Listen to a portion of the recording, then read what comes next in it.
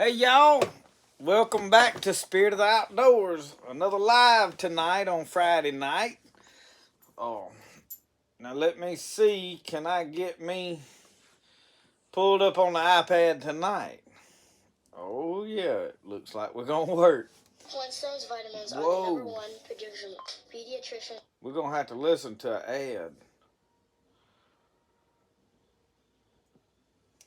Well, y'all see, I get to watch your ads too.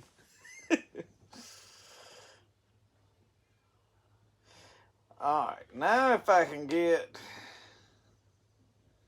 the chat pulled up. Oh yeah. I've got y'all with me tonight. Let me pull this up. There ain't no need in having it look like I'm way off out yonder somewhere. And there's a lot of racket in the background out there. I don't know at times what all this camera picks up. There's times that it picks up all kind of background noise and you hear everything, and sometimes you can't seem like you hear nothing going on. So anyway, good night. Everything is going well here, y'all. The weather is wonderful. Wet. You about got to have a life jacket to go to the mailbox, but hey, that's part of life. Me and my wife, we were discussing trying to look at planning. I'm trying to straighten my stuff up. Some of our trips, we was looking at, okay, we've got to deliver pottery this day, and we've got this event this way, and stuff going on. I was like, well, look, sometime in the middle of February, I said, I'm going to park the camper either at somewhere that I can fish, probably Tom Big, because I want to hunt crappie up there. I really like Pickinsville Campground, and I just want to go up there and spend about 2 or 3 days, hang out, because we missed Christmas. We ain't done nothing enjoyable, but right now I'm like trying to kill it, get pottery out and get it done. And she's like, well, I don't want to go when it's cold. And I was like, well, look, we wait till the weather's perfect. We won't never. I said, because it's always going to be too hot, too cold, too wet, too windy, too something every time. So, but in all reality, y'all, the weather today was wonderful. It was overcast. Like TK and Mike says, it was nice and overcast. So, but it was a wonderful 60-something degrees. Now, I did have a long sleeve shirt on, but I mean, we close to t-shirt weather, which I'm okay with. I don't like hot weather. I like 75 for the day, down to 40 at night. I can deal with that range. And then when I have to choose between 95 to 100 to 45 to 0, I'll take 45 to 0. So that's kind of the way I play. It ain't that, hey, I love cold weather. I can just handle cold weather. I can't handle the heat too much. So hopefully this year I can handle the heat a little better. And I'm gearing up for fishing. I want to go fishing. Things would have been perfect today had we not been at flood stage. I've got my limb lines drug out. I need to go through them. I may do a video just kind of checking them out, unroll all of them, re-roll them up, organize. I don't know. I'm struggling to make videos right now, which is odd for me. Usually I am like got plenty of stuff to film, and I have filmed like today. All my TeeMu stuff come in, and I filmed it, but I have to submit them a video. They want to review it. They wanted a 10-minute video. Y'all know I can't do nothing in 10 minutes. I mean, I can't say, hey y'all, welcome to Spirit Outdoors in 10 minutes. I mean, old country boy talks slow. Things just don't roll that fast around here, and I don't want them fast. But I'm going to have to chop that video up real short. And just to give you an overview, there was some odd and end things in there that I feel like is TeeMu junk. You know, I mean, just face it. But y'all, I was quite impressed with the majority of it. Now, the bag, I ordered the same little bag that Brody got whenever we ordered him an army bag. I was like, that's perfect to stick like 2 trays in, a handful of bags of crappie jigs, and be my crappie bag. And it's camouflage toted through the woods.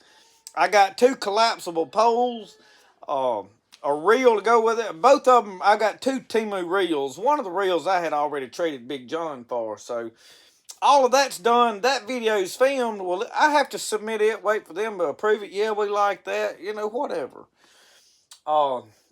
But now I'm going to redo a video on all that stuff where we take it and use it and fish with it when the weather's right and really see what it'll do. I mean, till you hang a fish, and one of them is going to be a grinnell pole. I mean, I have a green collapsible grinnell pole now. And I'm looking forward to that because there is some holes in that swamp down there that I really can't get to, especially over in the summer without walking. Well, y'all know how much aggravation it is to walk with a big long pole through all that brush. So if I can put that backpack on and just walk, we go in there and take a string and get a string or a fish.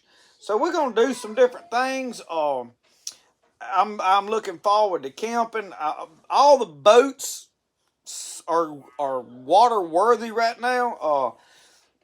One of them, my big boat, it needs a little tinkering on that trim has been working. I've checked it every day. Trim's working. But I want to get me a hummingbird fish finder, which really not a fish finder to me. It's I want down scan imaging for the back where I can troll and look for structure along these banks while I'm idling along. And the next thing I need to work on it is it runs hot if it's idling real slow. So I need to check that out. Other than that, that's going to be the main boat that I just fish in. Now, I've got several other lakes. I have talked to some people, y'all. I've gotten tips on like 3 lakes that I have never fished here in Mississippi. 2 of them are, well, really all 3 of them are smaller lakes. They say, hey, they really got crappie and they're not overfished. So one of them they got some pretty strict rules on. The other 2 they don't open up till on over in the year. So that's kind of some of the stuff, but I'm probably going to get all the catfishing stuff out this week, which, like I said, I got the lines out. I have kept some stuff. I'm going to try a new bait this year. But I may go through them and reorganize, may tie some new lines. I got 2 new lines already made. We may talk about them, make another one just for the video. Because I'm going to go to some vertical lines. I mean, I know y'all run trot lines. Y'all are familiar with tie to this bank, stretch it across to this bank. I love that. That works good, especially in a boat and all this. But with me in a canoe, and you get sideways in swift water, it's very dangerous. So with me, I'm okay with it. I can't take Brody when it's dangerous. And I want him to go with me some. He probably won't go every trip. His mom ain't going to let him go every trip. But anyway, I've got a new spot to fish for catfish. Talked to the landowners this week. Got the approval. Yeah, you can go fish there. So the vertical line, I had a friend of mine talking about up at Tom Bigby. He said, I couldn't handle the big long lines by myself. He said, so what I started doing is dropping a 10-pound weight to the bottom. He said, I come up 2 or 3 foot, put me a hook. Come up 2 or 3 foot, put me a hook. 2 or 3 foot. He said, I put 4 or 5 hooks on there and then come all the way to the surface and tie a bottle or a noodle or whatever to it.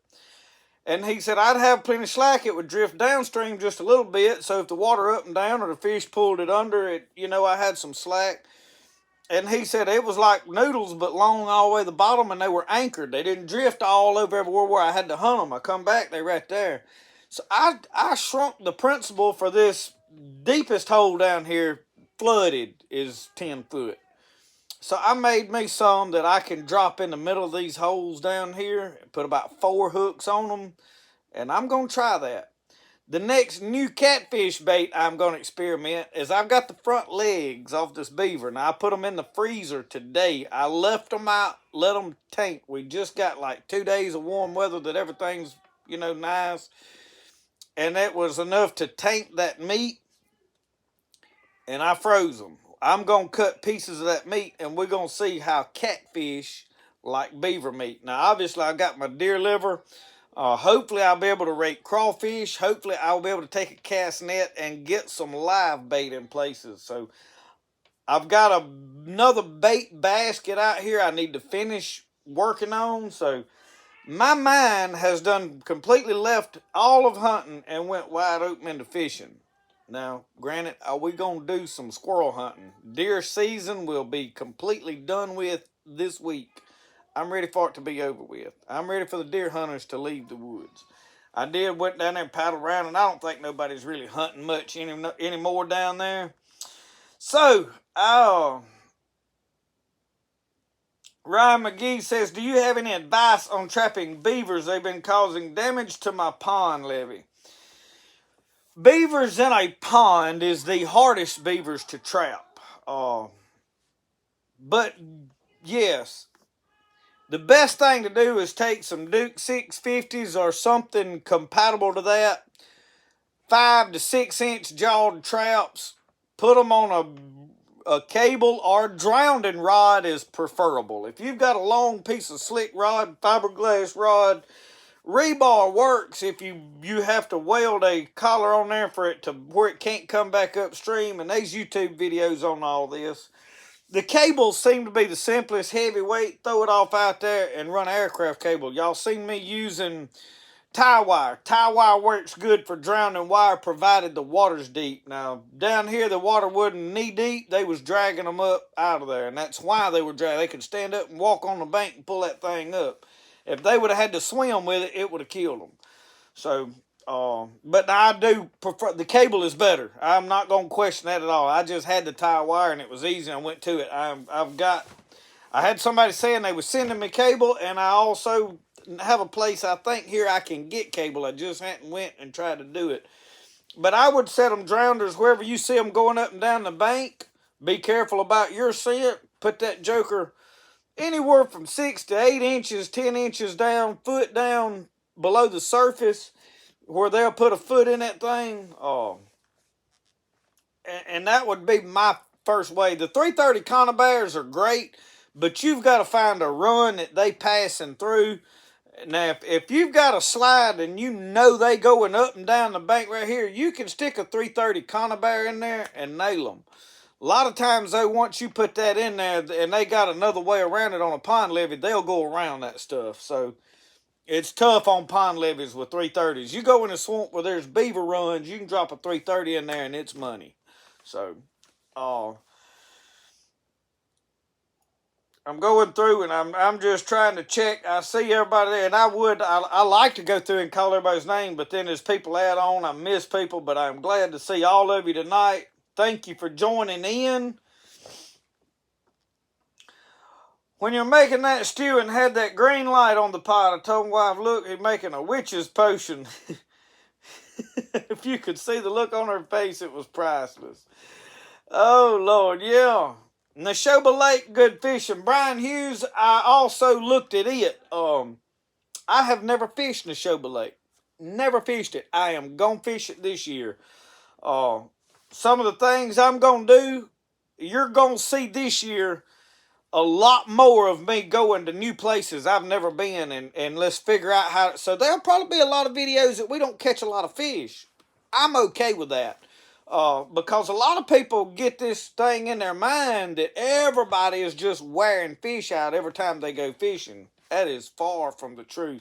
Now, some of these guys that's been doing it for a long, long time on these lakes, I'm fairly new to lake fishing. I grew up fishing this swamp. I can go in this swamp and I can catch brim, crappie, grunnel, catfish just about any time I want to, if the weather and the water is somewhat okay.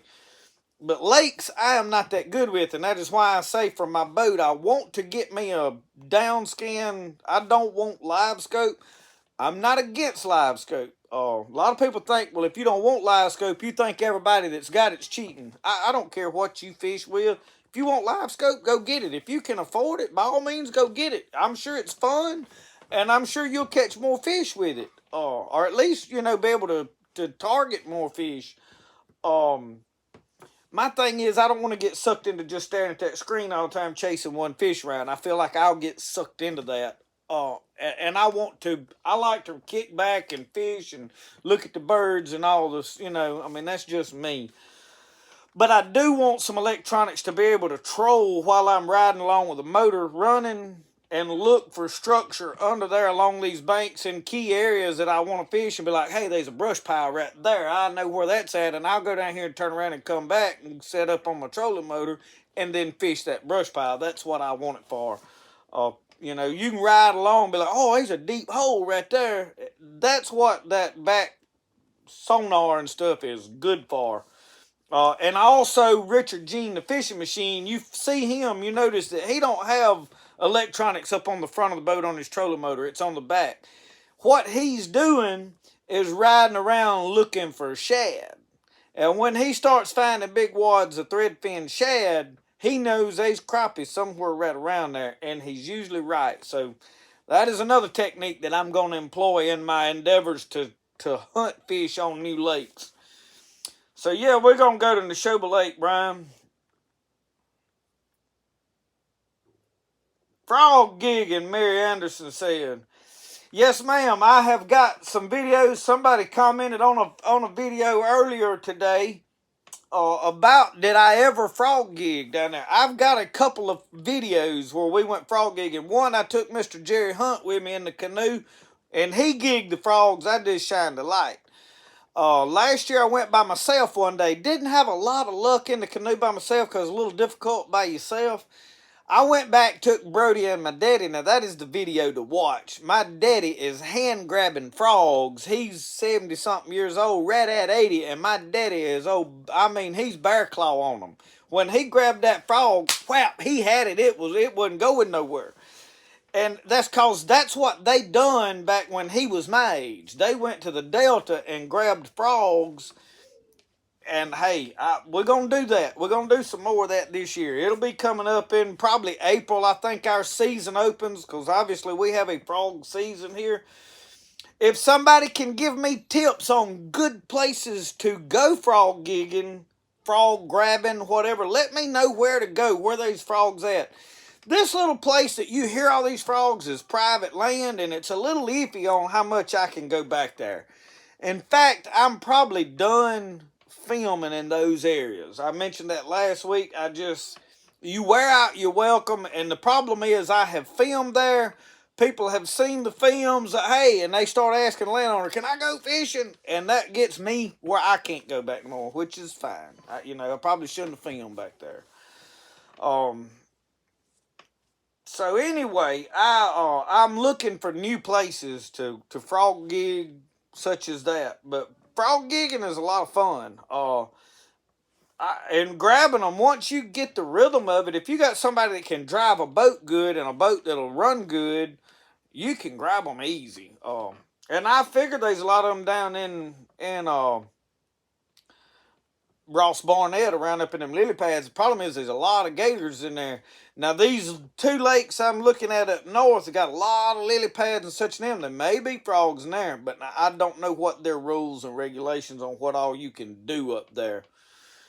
And y'all, I had a crazy thing. I had a man message me this week and said, you want an airboat? Needs a little work, needs a new prop, needs some electronic work, needs a trailer built for it. I'll give you an airboat. Y'all, I ain't never had I really don't have anywhere here I can use one. But we talking about it. Look, I don't know. It's a long drive to go pick it up. I don't know if I got any business with it. I know a lot of you guys know more about this stuff than I do. Places I can take it, use it, invite me to come fish with you, bring it. I've never run an airboat. I know nothing about an airboat. This is a 125 horsepower, what do you call it? A Lycoma engine. It's a 12-foot boat, best I understand. I don't know what the hull is. I don't know a lot. I haven't got pictures of it, any of that yet. And I don't know that I'm going to get it. It's all the way in Atlanta, Georgia. So, but that would be great. He said that's what he used it for, was frog gigging. So, I seen.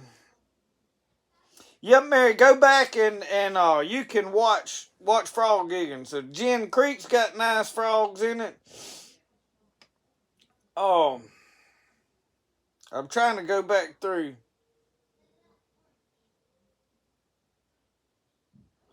Cindy Evans said, we ready to go fishing too. Been watching trout stocking in the area where we go. Also ready to camp. We love to go dispersed camping grounds. Have 2 weeks reserved and a couple of campgrounds. I'm ready to go camping and fishing too, y'all. I am so ready to go. I mean, my deer season and Christmas has been, terrible. But life is not perfect all the time. But now I'm ready to go fishing.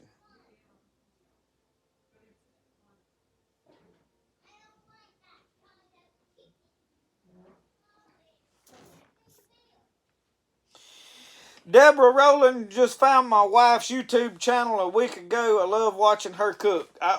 We trying to discuss her making more videos. She has a lot going on, and she's like right now. She's like, I gotta watch Brody while you do your live, and I got because Brody is a handful. Brody has hit that stage where he is wide open all the time, scattering and strolling, and she's constantly cleaning up. We went in there, he dumped yogurt upside down on the coffee table, cupcakes in the floor, and toys everywhere. So we got all that cleaned up a while ago before the live, her and him did.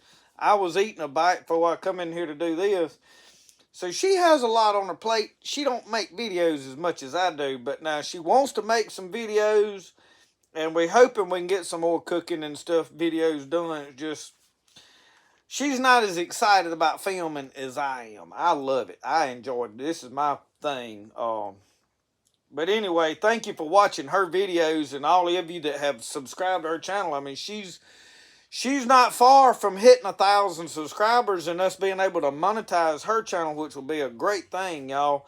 If I ever get this whole deal to where I can make a living from my YouTube, the videos and stuff will be a whole lot better because we'll go to some show enough places and do some show enough stuff. I mean, we're going to be the same people and do the same things.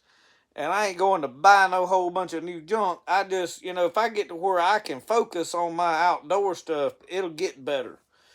But maybe one day we'll get there.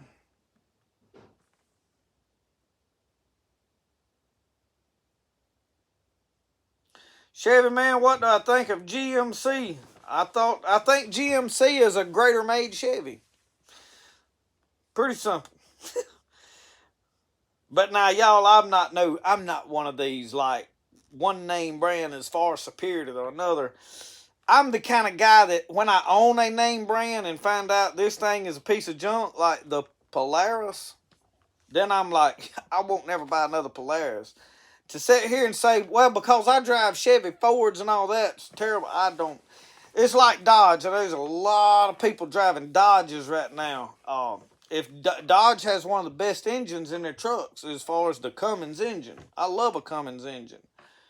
They have the worst transmission there is, and the bodies of those trucks are not that great. So I'm not a fan of Dodge. I see all these guys driving these Hellcats.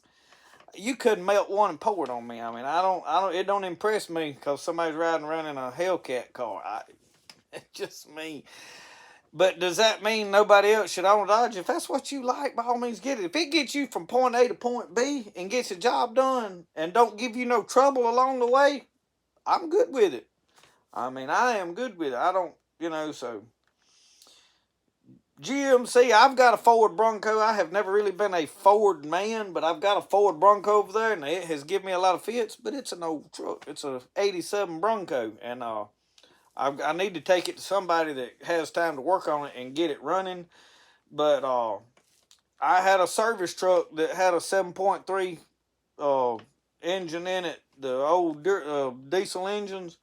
That thing had over 250-something thousand miles on it, and it weighed about 12 or 13,000 pounds, had all the tools, cranes, beds all on it, loaded with tools all the time. It hauled a load every move it made, so it was a good truck. It actually belonged to my brother-in-law I worked for. It was just my truck I drove. Larry said I'm 2 hours from Atlanta. Larry, I've got my buddy Don Lanier is about an hour from Atlanta and has a son that works in Atlanta every day. So we working on some things to check on that. But now I don't know that. But number one, y'all, I really ain't got no business with an airboat unless somebody tells me, hey, it's awesome to come here and do this and it's okay. One of the big problems with the airboat is nobody wants to listen to you riding that thing around everywhere all night hunting frogs. So me putting it right back here would be a problem because I know everybody gets in their mind that this swamp is huge. Well, it is 10, 15 miles long, but it ain't but a half a mile wide at best. I can walk all the way across it in less than an hour. I mean, from my house to the other side to a house over there in less than an hour. So, if I put an airboat anywhere in that thing, which it's full of logs and blowed down trees, and I don't think none of that would work either. But if I had everybody awake, sound like an airplane flying back and forth up and down, that ain't gonna be long. Game warden's gonna be back there seeing what I'm doing. So I mean, it's just, do I have any business with it? Is my number one thing, especially the fact, well, I got to buy a prop and got to spend a bunch of time working on an airplane engine that I've never worked on an airplane engine before. But I know people that can, so I mean, getting it done wouldn't be a problem.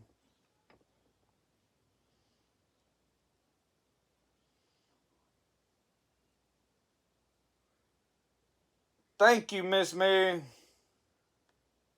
You've been good to us.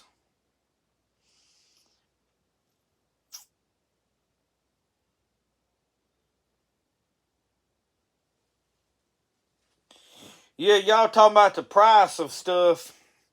I'm gonna be honest with you. It'll be a long time before you ever see this old boy driving a brand new vehicle. They are way too expensive. And here's the thing: you're not just looking at the price of a vehicle. You're looking at the MSRP of a tag. A tag's $2,000. You got to add that. Okay, then what's insurance on a $75,000 to $100,000 vehicle? Oh, it just, I can spend a lot of money on that old Chevrolet truck out there, and have a good truck for what they paying for brand new vehicle. I'm not one of these people that's got to be, well, I got a brand new truck. Hey, look at me. Now, I will say this about a brand new vehicle. Here are the reasons you would buy a new vehicle now. Okay, you're working, you don't have time to be tinkering on stuff or it being in the shop to get worked on and such as that. Come here. So you go buy it. Here's another thing. If you've got to finance a used vehicle, the interest is much higher, 12%, usually 10, 12%. Brody says, hey, everybody. Tell them hey.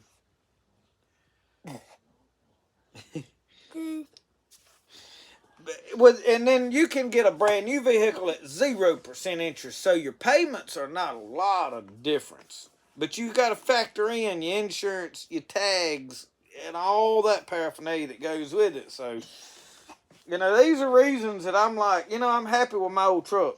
Look, you right in front of me. You right between me and the screen. You're going to have to stay to the side where I can see too. But you all right. Charlie Pickerel said, hey, Mr. Brody. Hey, Mr. Charlie. Charlie,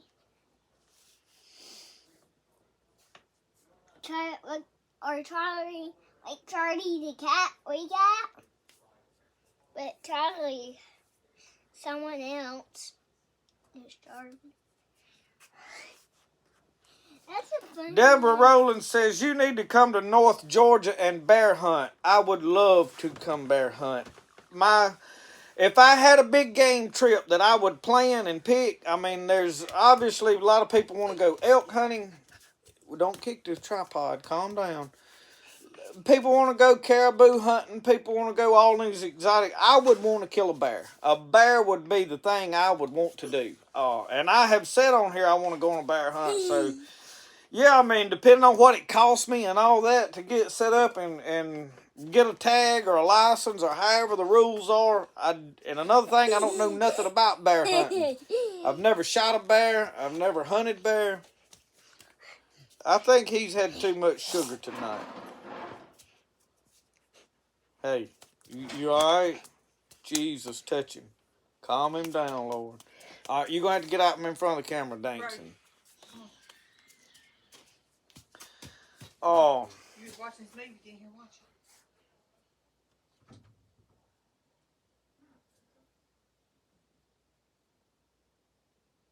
I'm going back through reading over some of the stuff.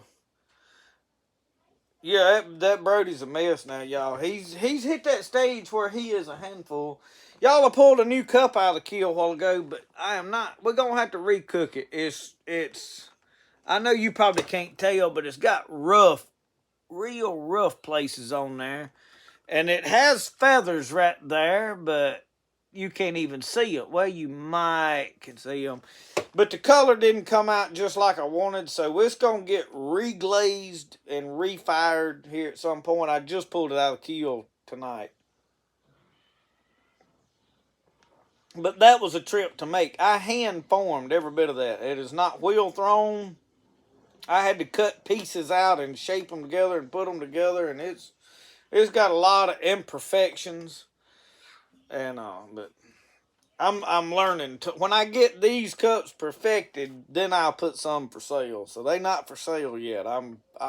This is the first time I have drank out of it. But I love these wide bottom cups because you can set them on the arm of the rocking chair. You can set them on the arm of the recliner. You can set them on the console of the truck and run around, and they don't flop over. Any of these other cups everybody makes is little at the bottom, big at the top, maybe turned upside down every time you turn around. That's why they call them a tumbler. They tumble around everywhere. But anyway, I had to drink my coffee. It'll get plumb cold sitting there. Mary said I'll buy that. It ain't for sale, Mary.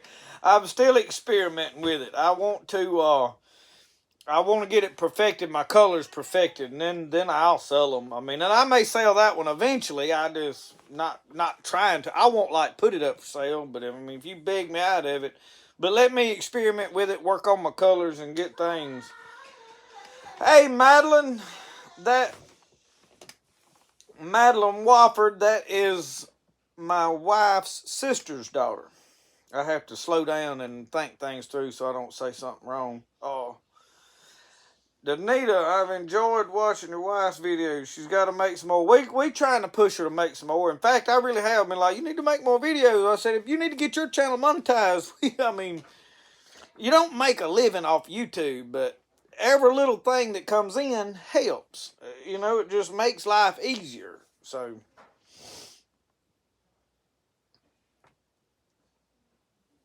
Heart of Pine Homestead is my wife's brother and his wife, and they have a little boy, Lawson, that is, how old is Lawson now? He's like a month and a half, somewhere along there. I don't keep up with time real good, but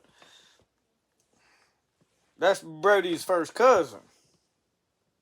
And they have a channel, y'all. Check out Heart of Pine Homestead. They've been making videos for over a year. That is where the black chickens come from. Boonville, Mississippi, Anthony Wren. He's 4 months old. I missed that by a long shot, didn't I? Oh. Eric Barfinland said, I like it as imperfect. I like imperfection too. That's why you see this house behind me has cracks and stuff. I don't like sheetrock perfect finished crown mold and fancy. That looks tacky to me. A lot of people love it, but when you start putting that big gaudy looking stuff all over and fancy, man, we old country people out here. That ain't, you know, when you do that in old country how, you know, I look at them kind of people and go like, what's wrong with them? Oh, Lord, I have done messed up. Y'all out of there it goes. I got it fixed. Central Louisiana. Tony Andrews. I got these people from everywhere in here. Ponchatoula, Louisiana. Did I say that right? Is it Ponchatoula or Ponchatoula? We'll figure it out. And they'll type it again, and I won't know no more. Oh, Lord. Yeah, Larry, it's character.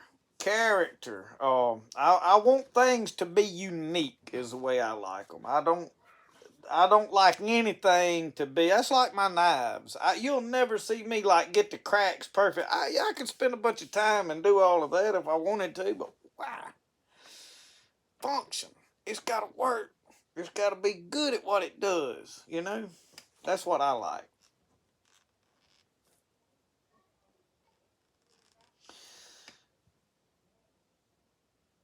Ponchatoula. Yep. Guineatown, South Carolina.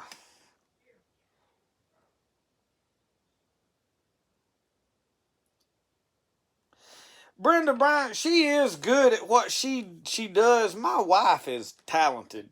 I mean, a lot of the glazing and stuff, like the top glaze up there that runs, that is signature to a lot of all of our pottery.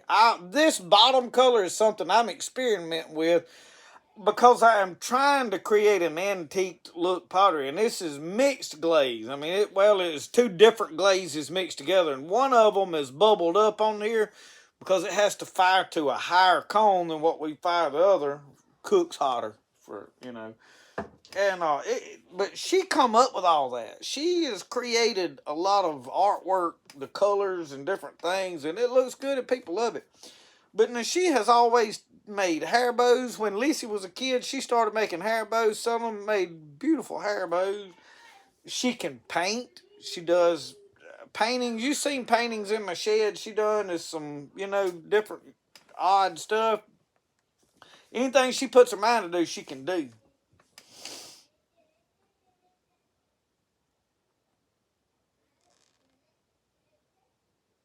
Rustic is the word. I do like rustic.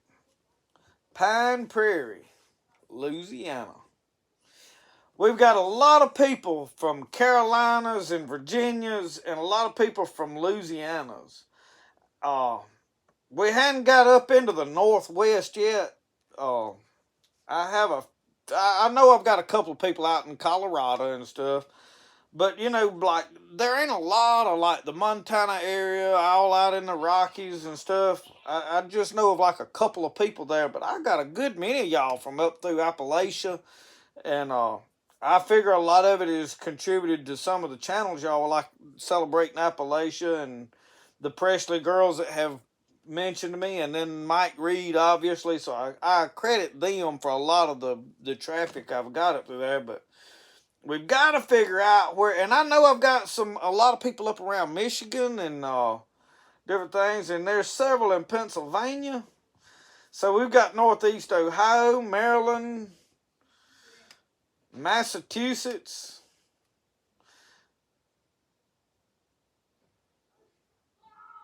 Northeastern gals need help in the biscuit department. I'm going to tell you, Pamela, biscuits is one of the greatest things there is in the food world. And I eat a lot of different stuff.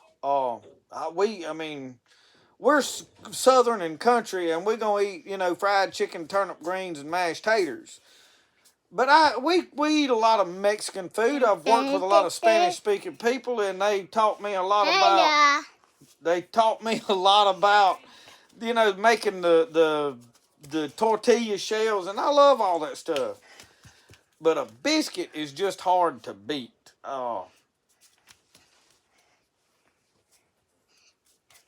So y'all found the Presleys through me. I'll make sure to tell them that. Brody, settle down, son. Settle down. He likes to see you say, look, you watch that up there and stay out of the way. I don't mind you being over here on camera, but now you're going to have to quit showing out. Or at least showing out in front of me. Kentucky, Minnesota, North Georgia, Powell, Tennessee. Oh, Lord. I was raised on drop biscuits. That's what my mama cooked all my life. She spoon mixed them, but she didn't want to get that stuff all over her hands. So she would drop that biscuit in there, and they were thin biscuits. They were delicious. Buttered up. My mama used a lot of butter in her biscuits, so they were good biscuits. But we never had a biscuit at home that you could take apart and stuff eggs and whatever, ham or, you know, whatever you want to put, tomato. I mean, tomato and biscuit. one of my favorite things is to tear a big biscuit about that thick, and break it in half and put some mayonnaise. Now, I like mustard. Yeah, I watched Sling Blade one too many times, and I got that mustard and biscuit, and them French fried potatoes.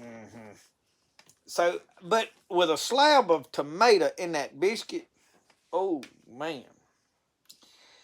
So anyway, Brenda, that boy's a monkey. He is something else now. But now he's my little buddy. Brody does a lot better when I can get him outside and let him burn some energy. Brody's really been cooped up in the house for about 3 or 4 good weeks that he ain't got to get out and do a whole lot. But, and I'm going to tell y'all, talking about biscuits, my wife cooks them several different ways. She's figured out how to, whatever we got, she can cook them with self-rising flour, all-purpose flour, use shortening, use oil, every time, and they look different. I'm like, well, why don't these look like them other ones? Well, I didn't use this time. I'm like, whoa. Let's figure out one way to do the biscuits and make them the same. But I can't complain because they're always good. And I think she's like me. She likes figuring out, well, can I make them like this? And then can I make them like that? I don't do a lot of stuff the same every time. Heart of Pine. Yeah, a lot of people, it takes them a while to get a biscuit right. And there's a lot of people that don't never get it right. And I'm going to tell you, I don't know that I know any men now. I knew some men, they've passed on now, that could make biscuits. One of the first deer camps that my daddy was in was the Hollies deer camp. And they had a clubhouse and a good atmosphere, Christian people, and they were family, or on my dad's side. We went up there, we were in it one year, and I remember going in there, and they had a skillet that was this big around, and it was full of biscuits that was yay high. And we eat, and I said, well, I'm going to have to send my wife up here so she can learn how to make these biscuits, because we were young. She hadn't mastered the biscuits yet then. And I remember that Sam Holly looked at me. No, it was Dave Holly. Looked at me, and he said, you do well to keep your mouth shut about these biscuits up here. But he could forevermore make biscuits. There's some men out there, y'all, that can make some show enough biscuits.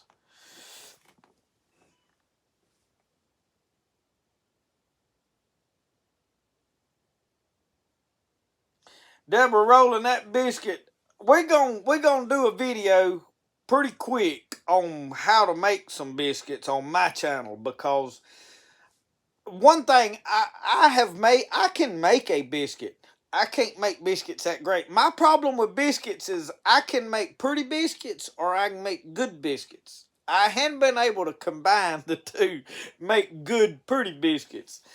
But what I want to do is, when it gets warm enough that we can get outside, and like this week it was, and I cooked fish out there last night. I thawed out catfish bellies from Tom Bigby, and I sliced them things up in little strips about a little bit bigger than your finger. Because a belly is these were big catfish, and the meat was this thick, so I cut them in strips. And it was warm enough to fry, but it was wet and sloppy out there, and we was in a hurry, and I just didn't film last night cooking. But as soon as it warms up, I want to do the biscuits in cast iron Dutch oven and do them possibly over the fire, whatever, and figure out how to make them in cast iron. So there's going to be a lot of outdoor cooking coming up. Soon as it's nice enough, we can be out there and enjoy being out there. And that's where the lives will take place once the weather is right. The deal with tonight was the wind was blowing and this, that, and the other. So,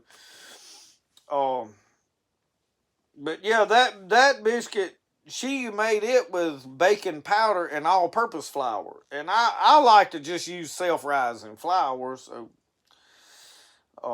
Jimmy Sullivan said I can make biscuits. They is some men that I know that have made biscuits. So I'll have to, Jimmy, we'll have to do a camp out sometime, and I'll let you make biscuits.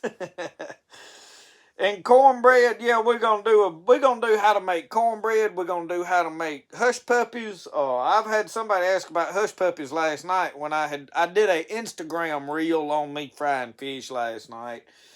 I would put those Instagram reels on here as shorts, but they're always over 60 seconds. Like you can do 90 seconds on Instagram.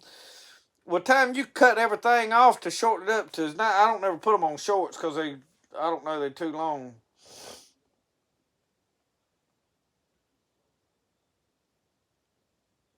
Backyard Beasley, we got about the same problem, and I can make a good biscuit, but they wind up flat like a cookie.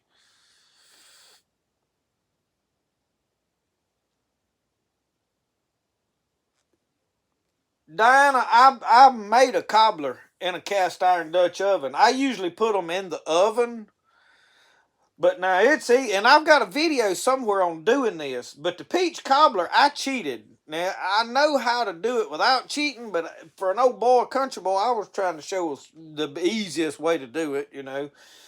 And I took a cake mix. You put that cake mix in there and put a half a stick of butter, pour a can of peaches in there with it, and stick it in the oven. I put a little brown sugar in it. And that's all you got to do. I mean, it was that simple. Stick it in there and let it cook. And it was good.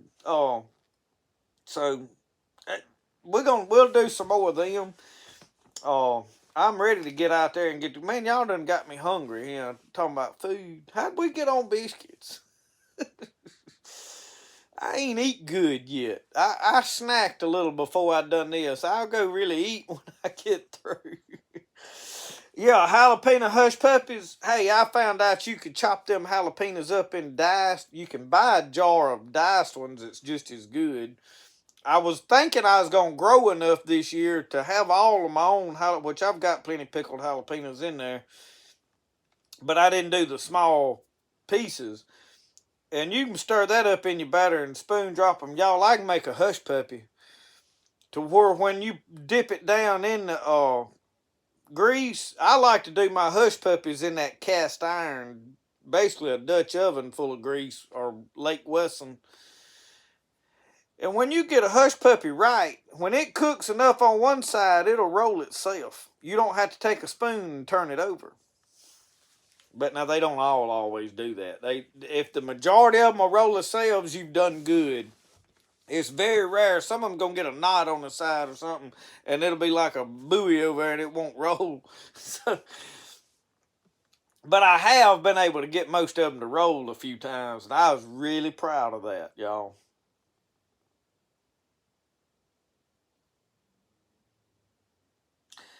Charles Bryant, I thought my granny was the only one that made biscuits and chocolate sauce. So somebody's going to have to fill me in on the chocolate sauce. Let me go back up and see where I missed a comment. Biscuits and chocolate gravy. Now, we do brown gravy. Is that what you're talking about? Yes.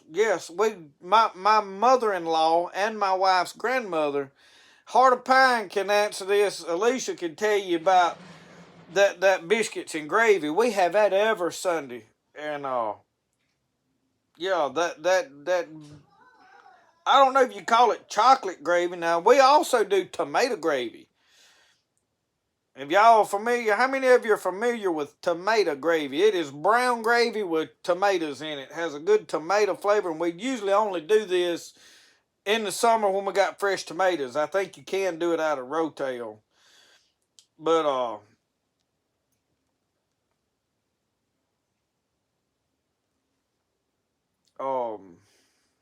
anyway, thinking of tomato dumplings, pepperoni rolls.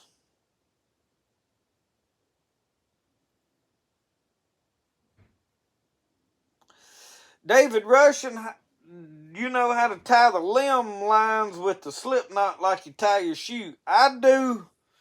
I found it's not really a slip knot. It is a type of clove hitch, I think. A modified, somebody told me the name. David, may have been you, I don't know. Somebody give me the name of what I was tying. My wife's uncle taught me this knot where you wrap it and you can go up there and pull the tag line and it all comes loose. And that is the only knot I will ever tie because I can go in and tie it to any size limb, whether it's a big one or a twig, without having to pull a loop and go over a bunch of stuff. And then when I get in there to get it in swift water, I pull one tag and the whole thing comes out and I'm gone. And is there a better knot? There could be. But this works and is easy, and there's no reason to improve it. I mean, I ain't going to say it can't be improved, but it could be. I seen a comment I was going to address that was a little off there. Van Scott said, how's the boys that's fighting cancer? Okay, the rifle I'm due is not cancer. The knife drawing and all of that. The young man had an automobile accident. He is in high school and he had a bad wreck and he is getting better. Today I seen where they said that he set up in a wheelchair. That was the first time they've had him in a wheelchair since over in October. So he is getting better. He is gonna be all right. He's gonna make it. Y'all, prayer is working. But their medical bills are out of this world. And that's what we're trying to help. We're trying to help some good people. He's going to come through, but he don't want to live the rest of his life, a young man, knowing that I cost my mom and them everything they had because they had to sell everything to pay medical bills. That's what we're trying to help. So we need all the help we can get. And y'all, we probably at around, I hadn't just tallied it up, but we at least around $1,400. I'll get you my PayPal. Every $10 buys you a chance on a Bowie knife. If you ain't seen the knife, go back, look at my videos. I'll do another video on it here pretty soon and plug it again. We're going to run this till the 17th of February. The knife raffle is going on. $10 will buy you a chance. Buy all the chances you want. You can buy chances more than one time. I'm doing the chances through my PayPal. Let me know. I'll get you a PayPal link. And every $10 you send me will put your name in the hat for a chance. And we're going to raffle it off somewhere around, I guess, February the 17th. They have an event. I'll know closer to that date what's going on and how that's going to work. But the young man is getting better. He's going to be all right. Now, I don't know how back close to perfectly normal he will be. He could have some lasting effects. I don't know, and he may be perfectly normal. I'm not sure yet. The Lord's working on him. He's going to be all right. So, talking about gravy. Red-eye gravy. Red-eye gravy. Everybody's saying red-eye gravy.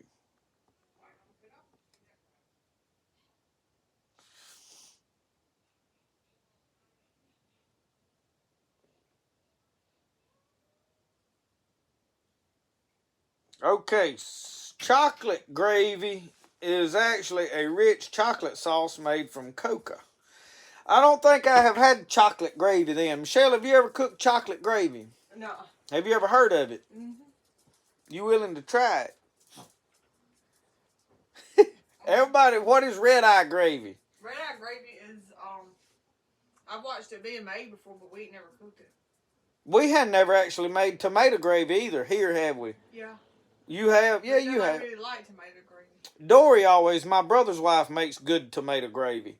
When every now and then, we get together at our little cabin over there. And it was built, my dad built it just for family gatherings and a place he could get over there and cook deer meat and all that stuff that my mama don't like him cooking in her kitchen. But it was a place to hang out and have family gatherings. And we would gather up and do a family breakfast over there. And all the family would gather in. And that little cabin, one-room cabin, well, it's got a bathroom in it that's another room. But basically, it's one room. And on Saturday morning, we'd have breakfast and hang out, drink coffee, and cook a smorgasbord of stuff. And so my brother's wife would usually make tomato gravy to go with the biscuits. And we did one back here in the fall and like to caught the cabin on fire. The chimney has separated from the back wall, and there's a crack about 3 3-4 inches. Well, pine straw has got down in there, and it got on fire, got hot, started smoking, and we had like to ruined our event that day. Didn't like to catch up, so we got to tear a wall out, assess all that, fix it, and we've had leaks in the kitchen area. And there's a hot water heater. We just got a small hot water heater because we don't really bathe and stuff over it. It has a shower and all in the bathroom, but we ain't never even used it. But the floor it's leaked from freezing and busting at different times, and we've got to do some work on it. So at some point this spring, I've got to work on that. But we would gather up over there and cook. Now at some point we may get some shots and films of some of the goings on over there, but I don't do a lot of filming on our family events because my mama don't like to be on camera. I put her on camera some. My daddy, it don't really bother him, but you have to be careful filming other people because they just don't really like being on camera, and you respect that. So, I like to be on camera, don't bother me. I enjoy doing it, so that's why you don't see me filming a whole lot of, like Lissy. She don't really want to be on camera all the time. They nervous about coming around when I'm doing stuff because I'm always filming something. So anyway,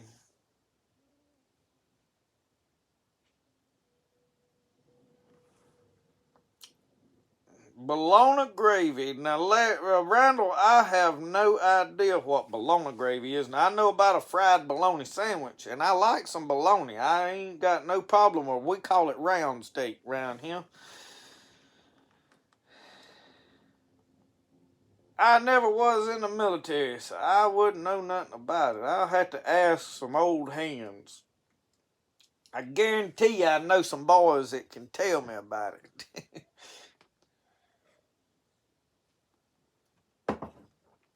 Some of them Vietnam boys. Tony Parker. Y'all, Tony sent me a picture today of a nice 8-point. He is stacking them up like stovewood the last 2 or 3 weeks. Now, he's killed 2 pretty decent little old bucks. So, pan pudding. Man, y'all coming up with some stuff that I hadn't never.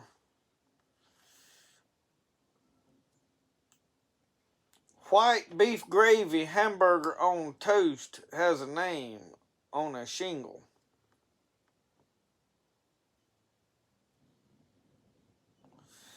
Y'all are coming up with some stuff. So we'll have to see. I asked Michelle about the red eye gravy and the chocolate gravy. So we're going to have to see about some of this stuff.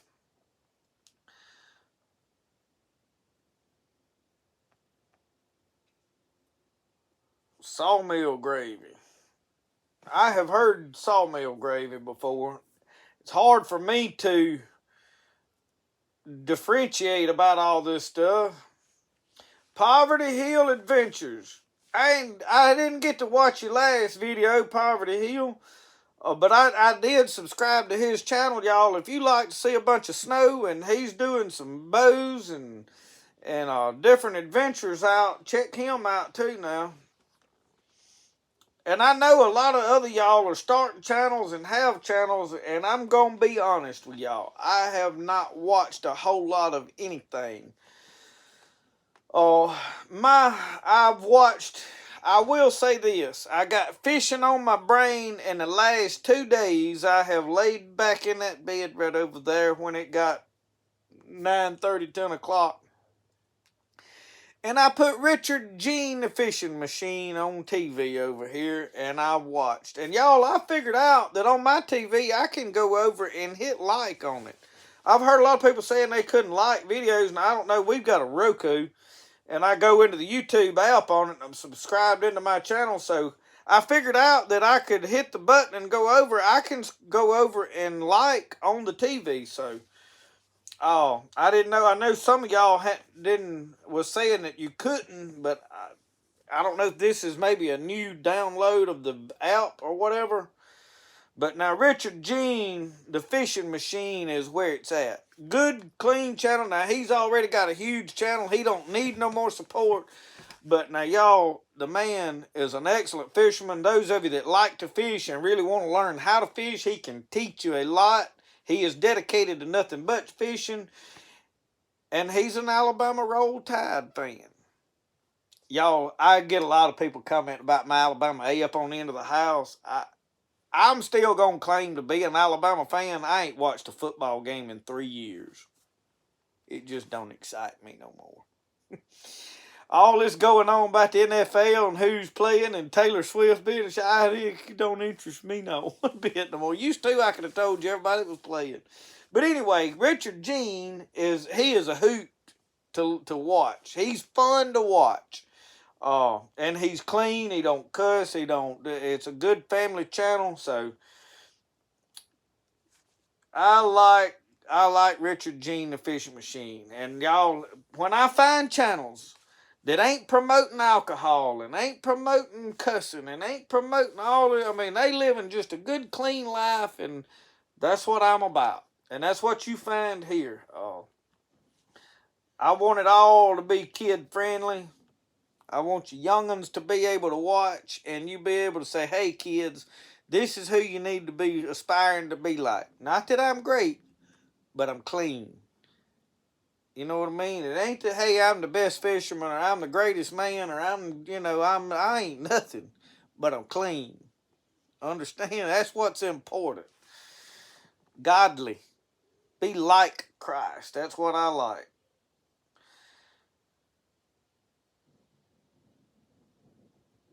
Him and Mama Sue, Charlie Pickle, it's hard to watch Richard Jean and walk away mad.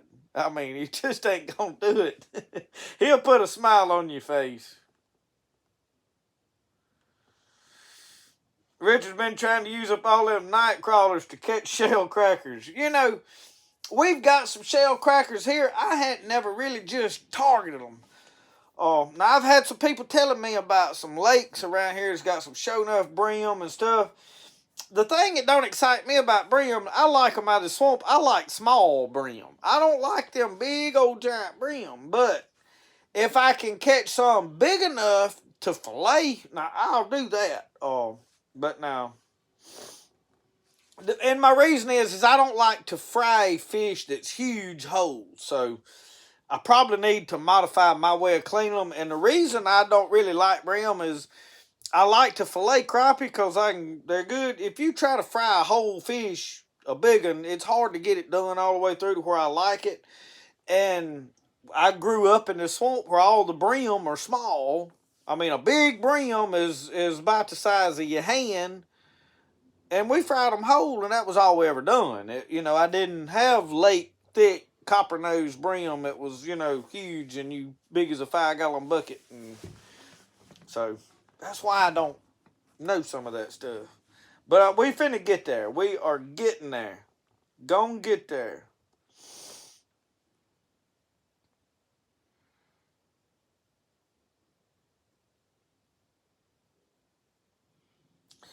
Yeah, Brenda, and it wasn't just NFL, college and all went to it. When they brought all their politics into there and made public politicians, I'm done with it, Everybody's got an opinion. Everybody thinks one thing's right and one thing's wrong, and we could all disagree. We can agree to disagree.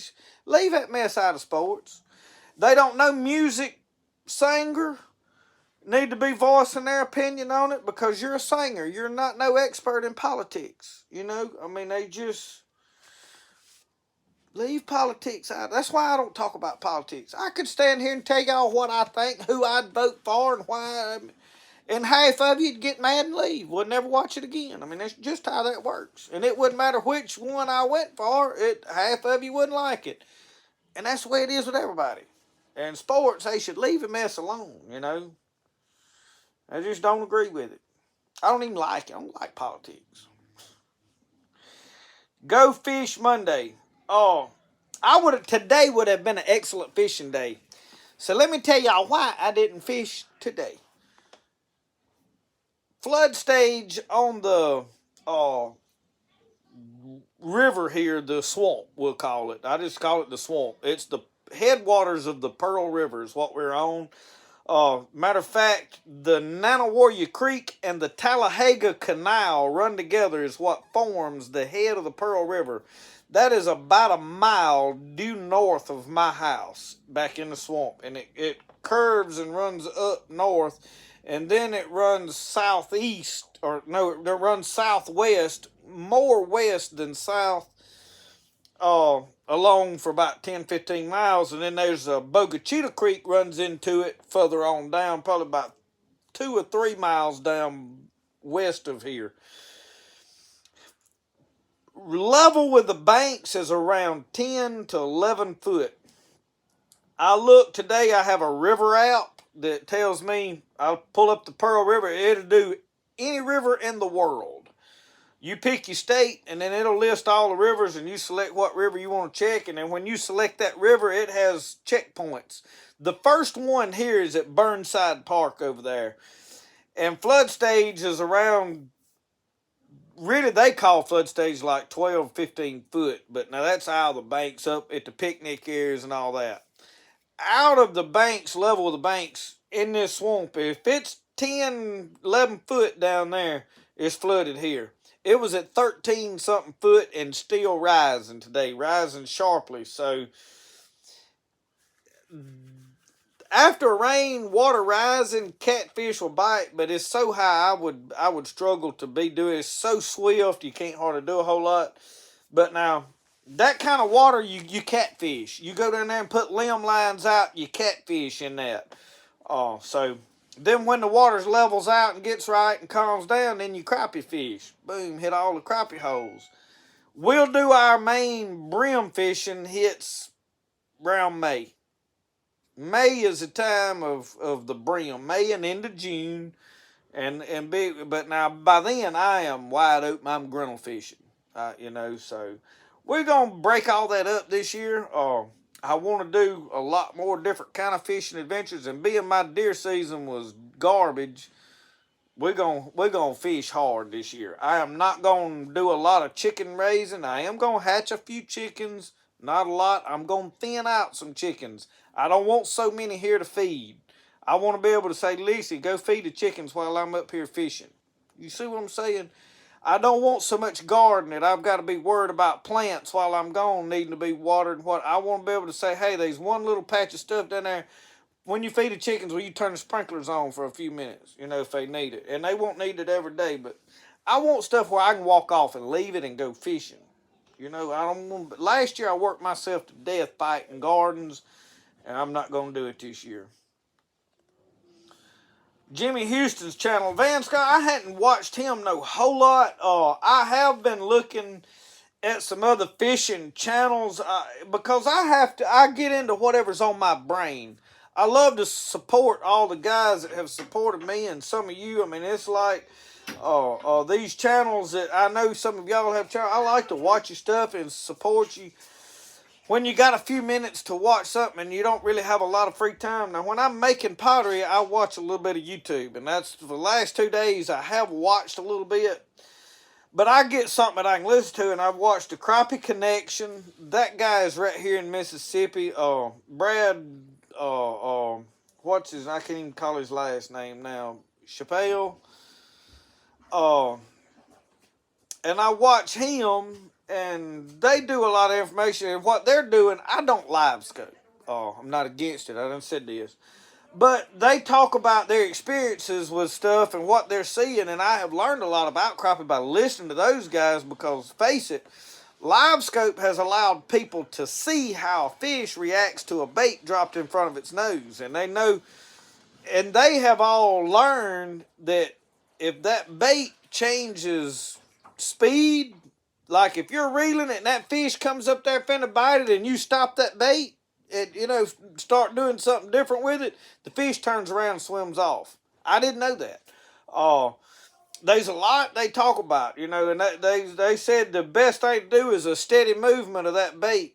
So when you're reeling it, that bouncing it and jigging it and all that we used to think was, jig fishing, you need to bounce it all around in a brush top.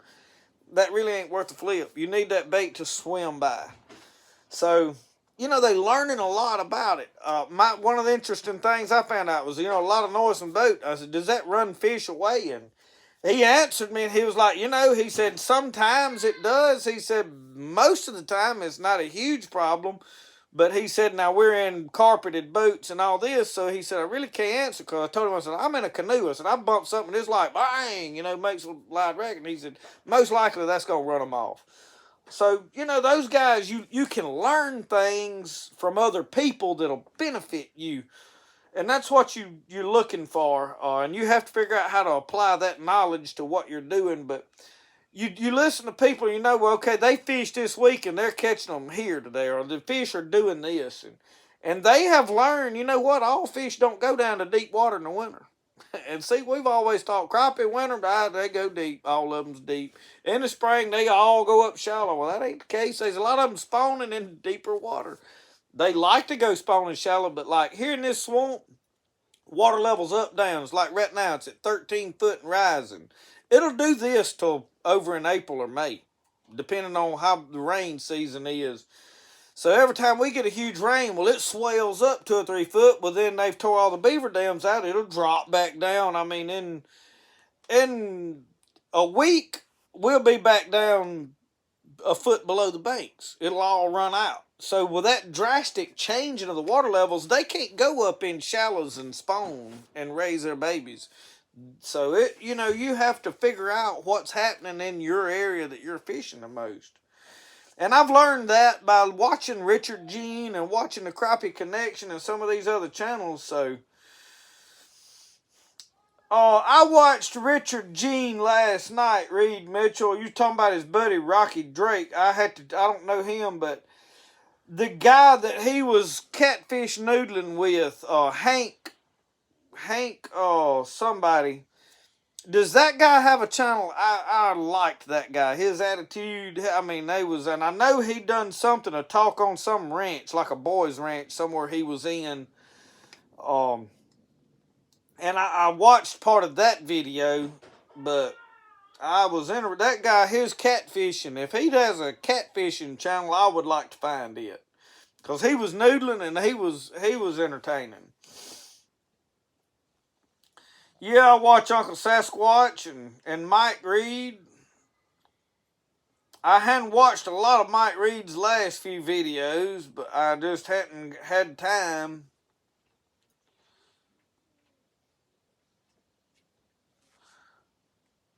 Appaloosa on the Pearl with cigar minnows, white cats on the Chapelai River in Melville, Louisiana.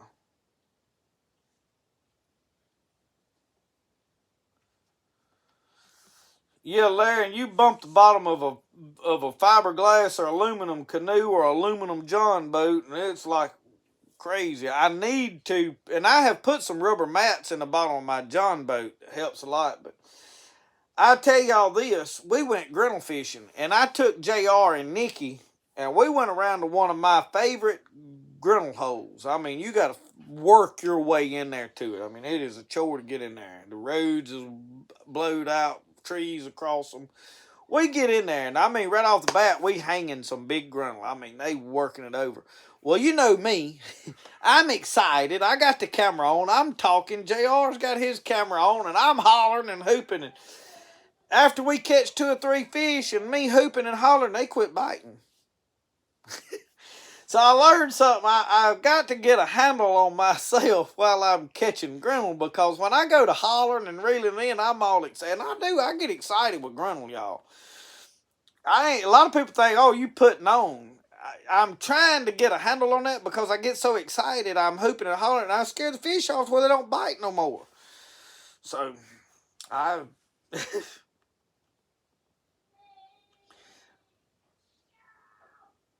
Florida's in the house.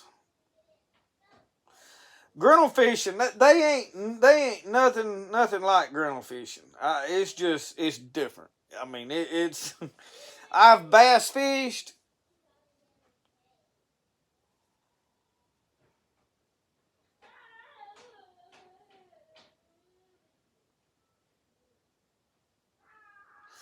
Yes, Cindy, they call them. It is a bowfin. Grinnell is bowfin. It is known as mudfish, shoepeck, scaly cat, dogfish. A lot of people confuse them with snakeheads. It is not a snakehead. Snakehead is a different fish. But there's more names than that. I can't think of all of them right off the top of my head. I know over in Alabama they call them scaly cat. They're mudfish in a lot of places. Louisiana, they're shoepeck. But here they grinnell and then up into like parts of Missouri and Arkansas. Some of them guys call them grinnell. But it is a bowfin. Everybody agrees they're bowfin. So,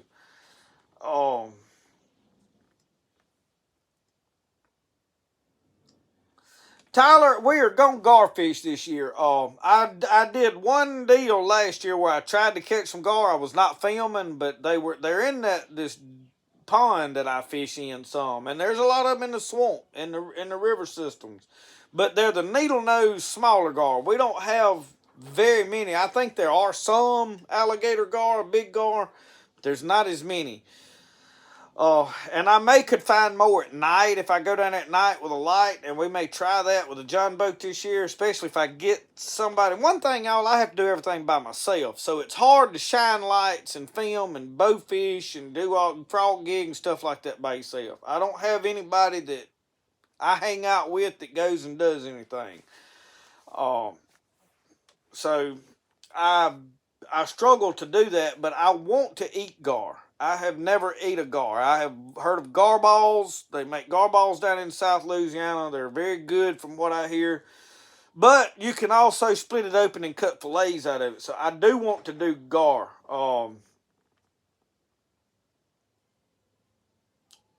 Larry, I never knew the eggs was poisonous, but that ain't a problem for me. I have tried to eat fish eggs several times. I have never found fish eggs to be good.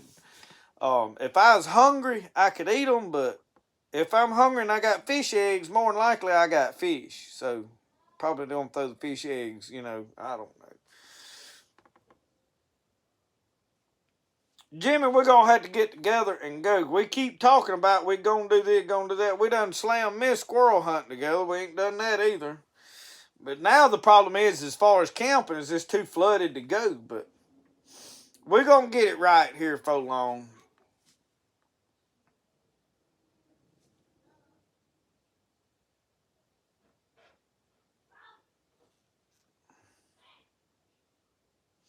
Sean had to watch that dude you told didn't know how to cook bowfin. He shows us exactly how not to prepare it. Yep. Glenn, we got warmouth here. We call them goggle eye here. Stink. Oh, Lord. I pulled up I ain't supposed to tell this, but we was hard pressed one summer. It done got low and you couldn't go nowhere. And I got the canoe, and me and this older fella, Lord done called him home now, but he had a basket. He said, let's go put that basket in the creek down there. He said, we'll get some fish. I said, all right. We went down there and we stuck it in the creek, no bait, put the mouth downstream. We thought, man, we're going to go back and it's going to be full of brim and whatever. Man, we got back down there and that thing was full of goggle eye. And we pulled up, I bet there was 8 or 10 in it. And we pulled it up. And that was the stinkiest mess. I said, man, dump them things out. I ain't carrying them home. I have caught a bunch and they didn't smell like that. But I pulled, now these were not in the main channel. We had pulled into a backwater because the main channel was so low we were scared a boat would come by and hang the basket. And, they'd find it and tear up our basket. Or worst thing, get all our fish out of it. So we put it kind of back over here out of the way on a little inlet going up into a creek, and it had steel. It was hot summer, and it got low water, so there wasn't a lot of moving water right there. But they smelled awful. Huckleberry, I don't know if bowfin are up in a lot of the colder waters. Yeah, they down here everywhere, especially in all these mud holes. But like Richard Jean, I have never seen Richard Jean, the fishing machine, target bowfin or catch bowfin. Now, he mentioned them in one video, but he didn't. I don't think they in those rivers up there. I know Mr. Don Lanier is on the Coosa River. They're not in the Coosa River. So, because he wants to come down here to catch them. And I'm going to have to get him down here at some time. So, Goggle Eye, a warmouth, is what was in the basket. I have never eaten carp. I've heard that the carp are good. I have never eaten what we call the gaspagool, which is a buffalo too. I did fillet one of them last year, and then I just didn't eat it. I laid it in the refrigerator and left it there too long till it was probably okay. It was questionable because I had put a bunch of fish in there and I cooked what I wanted, and it was left with some other ones, and they got overlooked, and it just laid there with a handful of other fish for a little longer than I was comfortable eating when I could get fresh fish, you know, so.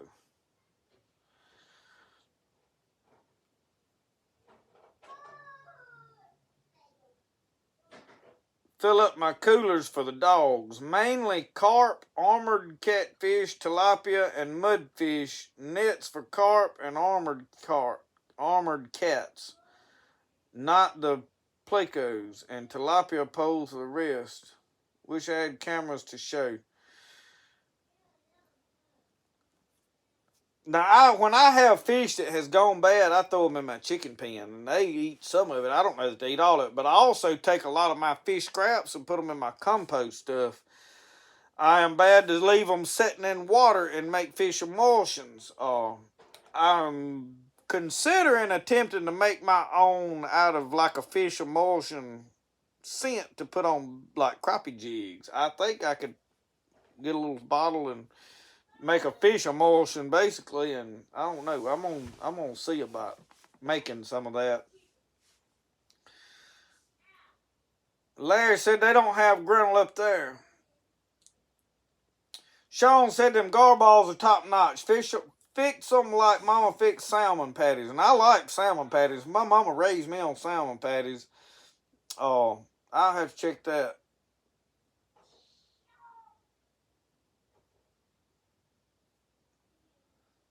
See, Huckleberry, we don't have any perch here. Now, we call crappie white perch.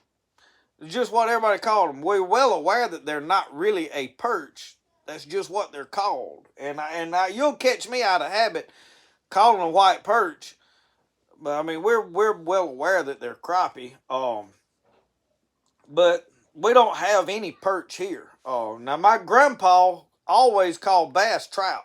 I mean, that's what they were. They were trout. He didn't call them bass. I never even heard him say bass. My grandpa, he liked to catch trout. And bass is what he was catching. So you hear a lot of stuff, and I don't know how all those terminologies get started back in the older days because it's hand to hand. Now we're all connected and we talk to people from everywhere to where we pretty much all have to agree on one thing. And it's like, you know, the crappie. They're crappie. Now, it drives me nuts to hear somebody say crappie. And technically, who's right or wrong, I don't know. I really don't. But I don't know. The word just saying crappie just sounds kind of crappy to me. I ain't saying they wrong. That might be technically what it's supposed to be. But, oh, Lord. Diana is called Fiddling for Worms. I was going to do a video on that. And the day I decided to try it, it had been dry and I couldn't find any worms. When there are worms there, basically a stick drove in the ground and you take a handsaw and any kind of vibration. You can take any kind of a saw and run back and forth across a stick drove in the ground. On the side of it, you can do it across the top of the stick and make it, long as it's putting vibrations down in that ground, they'll come out of the ground, just come up and crawl around. So I wanted to do a video on it, but like I said, the time I decided to try it, it done got dry and I really couldn't find no worms.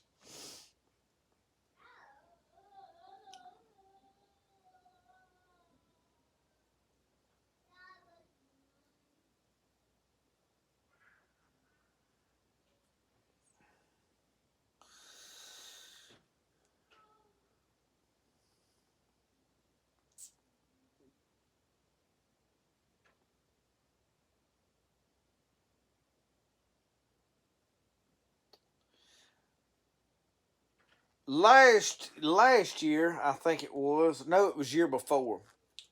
We went and dug up a bunch of compost, fresh, like where my neighbor had fed his cows all winter, fed hay, and they'd stomped the cows and stomped all in it. Well, I went up there with my buggy and shoveled up like 2 or 3 buggy loads of it and dumped them out down here in a pile where I could use it in my raised beds and around some of my stuff.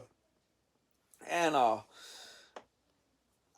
later in the year when I started digging in it to get the dirt out, it was full of big, giant night crawlers. And then after that, after it got hot, they disappeared and they wasn't back the next year. Like last year I looked in there and I didn't see any. So this year I'm going to go up there and get me a whole bunch of fresh more of them, because one reason I'm going to redo some garden beds out here and I'm going to need the dirt.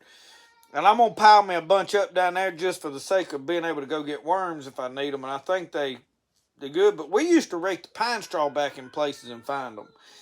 And let me ask y'all this. How many of y'all know about puppy dogs? They're salamanders. You go down here and you hunt these rotten logs laying around and roll them around. And they use them for catfish bait. Now y'all, they're black and with yellow dots on them. It's a salamander. We've always known them as puppy dogs. Them things is good catfishing bait for whatever reason.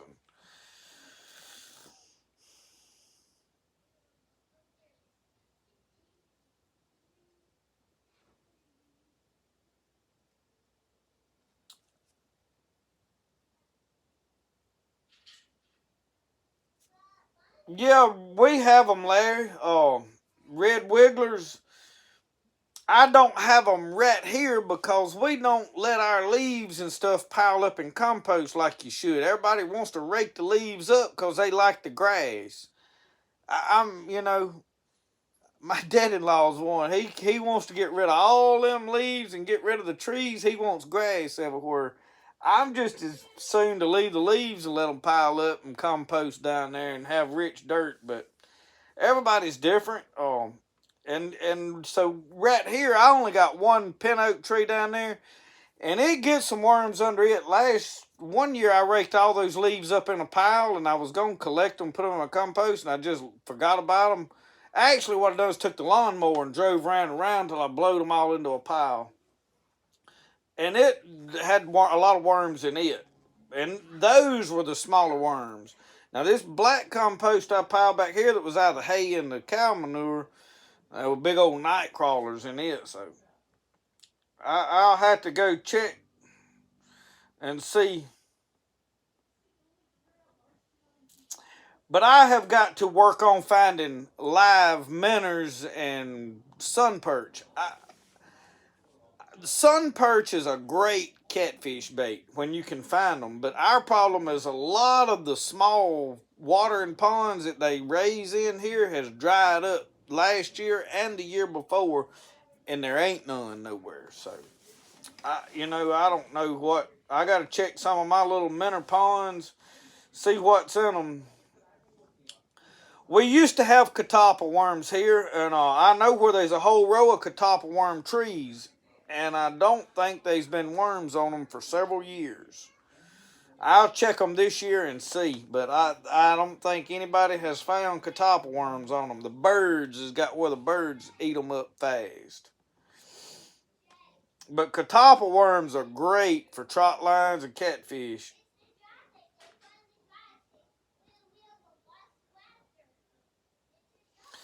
Yeah, I told y'all, I think, about a buddy of mine with the puppy dogs, Billy Lyles. They was down there running lines, and there was some other boys in a boat that come up, man, y'all tearing them up. So what were y'all using for bait? Well, they had walked around the woods and found a whole bunch of these puppy dogs, and they had put them in a pickle jar. And the guy said, what y'all using for bait? Well, he just held the pickle jar up. He said the next weekend, said they'd pull up limb hooks, and said they was dill pickles hanging on every hook down there in the swamp. I have laughed about that a lot of times. That was a good one. And that was original. That happened to him. That ain't no tale I heard from somebody else.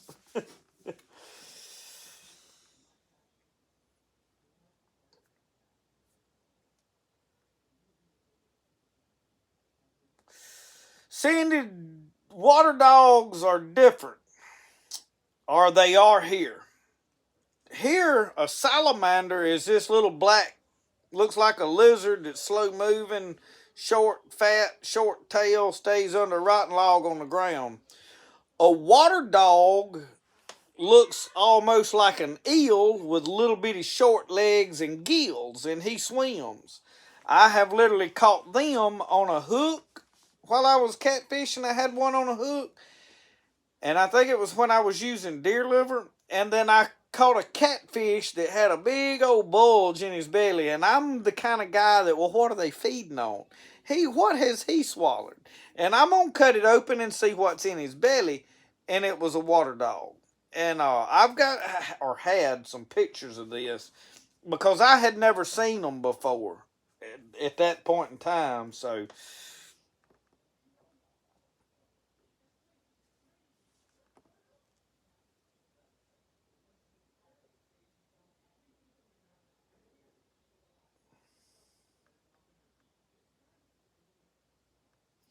Friends, I have tried to make a worm bed a time or two, but I don't maintain stuff good enough. If I'm interested in it right now, I can make it.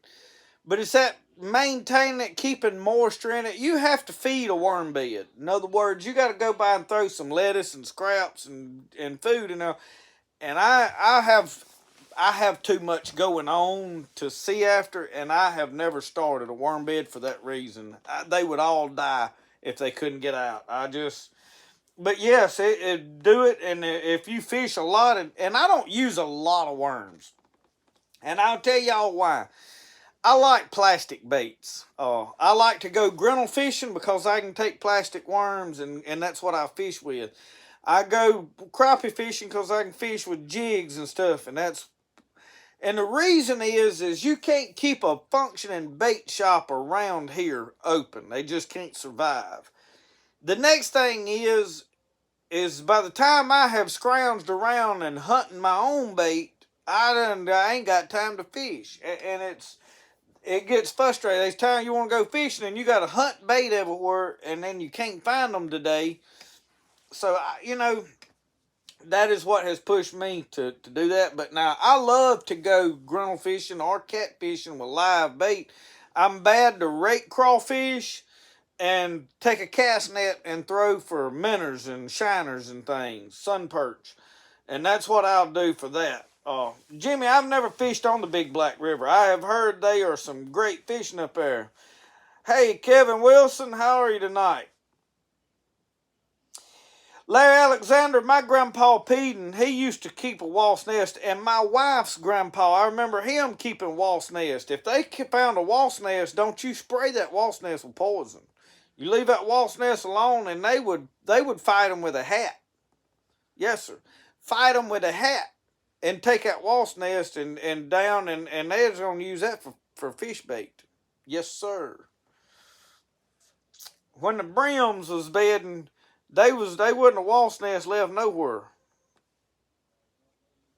My daddy's told me stories. Him and his brother, my grandpa would put them up to it, I reckon. They had to get them a hat apiece, a cap, and said they'd go up there with a stick and they'd hit that wasp nest and stand there and see who'd fight the longest, see who'd run first. You talking about tough now. That's the kind of boys you don't want to go to meddling with.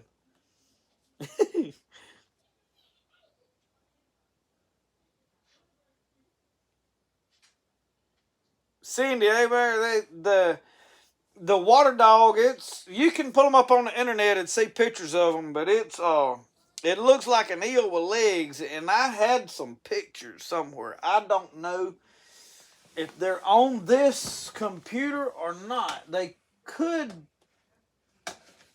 possibly be back in old video. I probably would never find it. This is gonna be all too newer stuff. They probably on a phone or a disc I've got somewhere. I tell you where I do know it's at. It's on my Facebook page, my personal page somewhere way back, several years back. There's a bunch of pictures from my house.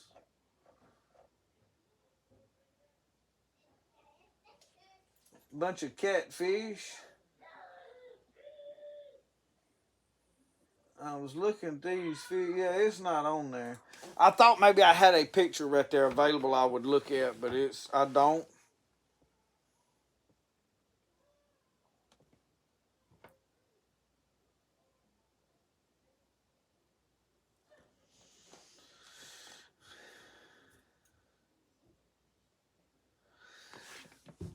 I've never thought about fishing with roaches. Down there where I've got wood piled up, you got those wood roaches. They're not the ones that get in your house and the little ones that's so nasty. These are those big flying things. I had never thought about using them for fish bait. They'll get over in my corn barrel, and the cat will get them down there. But I'm anxious. Joel, my question, do y'all catch any crawfish and eat in Mississippi? I love crawfish. Now, I have not mastered catching them. Last year, I made a couple of baskets to try to trap crawfish. Somebody tell me what is the best bait to put in a basket, small basket trap for crawfish, and how to work it. I watched Bob Hansler some. He's over in Texas, West Texas.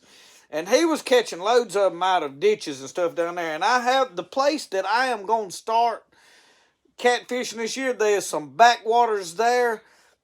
The only problem is it has been so dry here. There's a lot of talk about the crawfish ain't raised. They didn't raise over the winter or whatever because it's been dry too long. So I don't know. But there are some crawfish here. I mean, it's nothing for me in the spring to take my rake and rake up small ones. Usually every year, that's what I fish with for catfish. It's my preferred bait. And occasionally we find some big ones, but I have never really found enough to eat. Now, here's several years ago, 10 years ago, we were at the shop welding. Well, it's probably been longer than 10. It's probably been 15 years ago. It was been around 2010, somewhere along in there. They come up to the shop and said, man, y'all come down here and bring a bucket. They is crawfish everywhere. So we went down there to this place, and they had come out of one slough and was crossing over by some chicken houses down here, the end of a pasture going over into the creek. And they were walking everywhere. And for about a week, everywhere around here, I found them out here in my yard. It got to raining a lot, and I'm talking about big red crawfish. It was crawling around the yard. So they was everywhere around here, and I don't know what was different. That is the only time I have ever seen that here. So, yeah, we have them. They're here. I don't know how to catch them, how to target them, but I did make a basket, and I would love to. So,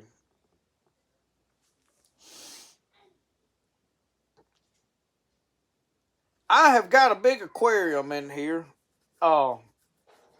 I may set up out there. I wanted to fix a thing on my back patio to put the aquarium on, and I wanted to put some like crappie and brim stuff like that in, just, for the fun of it, and then turn them loose at the end of the year. And yeah, if I could catch a live water dog, that would be the thing to have in that aquarium. Now, I don't know what I would feed it.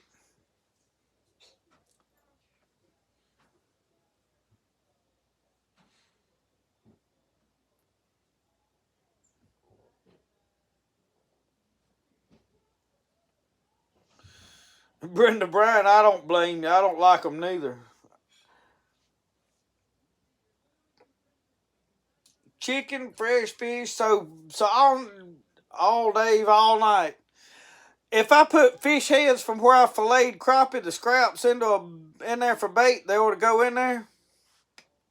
I have seen them get in my traps with dog food or cat food in there, but now I was trying to trap minnows, and they would be 2 or 3 crawfish in there was it.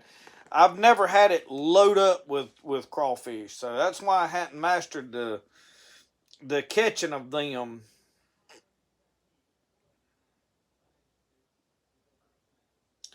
What is meal corn? Is that like cornmeal?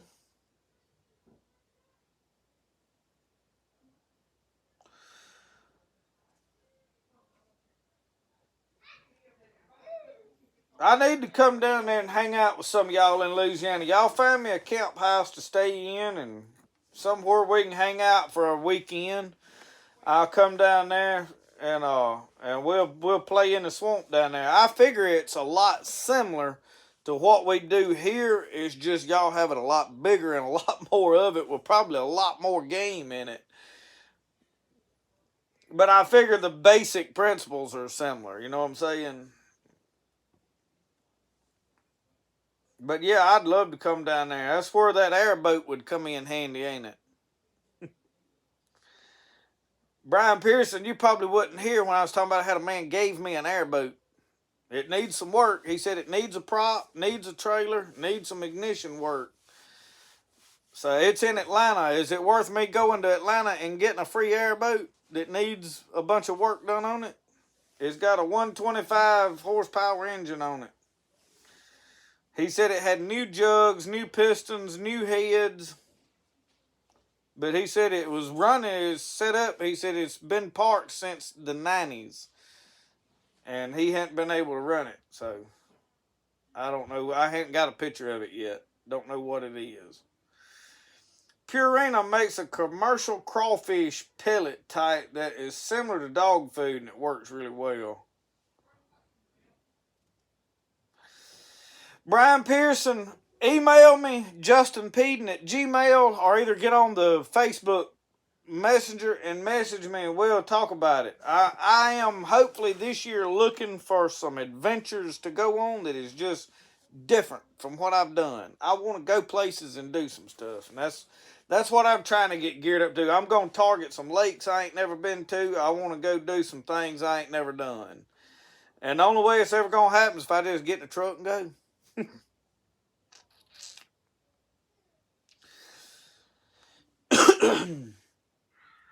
Yeah, well, see, that's what I talked to my buddy Don Lanier, and he said 12-foot boat's going to be bad short. He said 125 horsepower engine, he said, really seems small, but he said they won't nobody let you on them. He said they destroy the lakes and stuff. He said they don't nobody hardly let you use them. So my deal is I don't know if I got any business with an airboat. You know, I can't really use it here. Too many logs and stuff.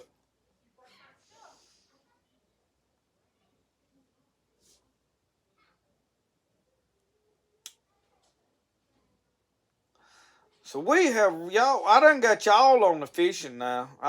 Y'all are y'all as excited about fishing season as I am. I'm gonna tell y'all, I'd heat rather fish and I'd hunt. Now I have promised y'all some more squirrel hunting, and I don't know what the water's gonna do. There ain't no getting in the swamp, or I might go to Mar. I may have a place or two I could go do a little short squirrel hunt. I want to do another flintlock squirrel hunt, so. Anyway.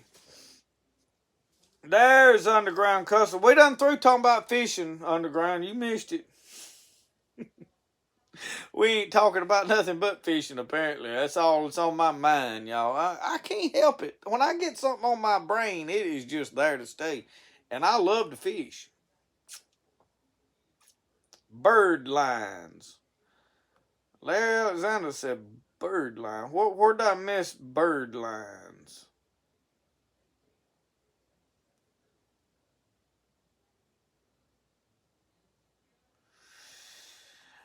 Yeah, them white perches. I'm ready to get on them. And I tell y'all what I done. I was out there. I've got a jig, hand tying jig, the vise. I was trying to think of what it was, the vise. I hadn't had it out in a year, and I got it out, and I tied 2 or 3 jigs. I have got to order me some Chanel. I got a video. Hopefully, it'll be out tomorrow. I did a mail call, y'all. Rhonda Nichols and them sent me a pile of jigs. Like, they bought me 5 or 6 packs of those Bobby Garland crystals that I can't find right here, and 2 Ziploc bags, one full of 1/32 ounce and one full of 1/16 ounce lead heads, hooked me, and a whole sack of snap-on corks that I can put on there and fix up. I use a lot of corks for Brody. I ain't as big a fan of them until I think the cork works good for bigger fish because you can slow that bait down a lot more to right depth. I'm still experimenting with that, but they hooked me up. So that video hopefully will be out tomorrow. But I got my vise out there. I may take some of them jig heads and make some different kind of jigs. I need to order me some gold chenille, and there's a couple of the colors, but I'll be honest with y'all, I'm bad to use hair. I've got a bunch of deer hair for the tails and put white tails on all of them. And then I've got a bag full of feathers I use a little bit of. But then regular old yarn. I mean, because all you doing is getting a color on there for the body, really. And so anyway, I got to play with it just cause you can't go fishing, it's flooded, so I sit there and think about fishing.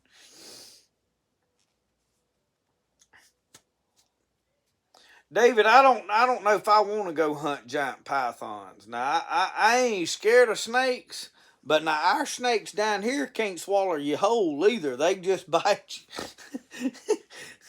Them pythons, I don't know if that's I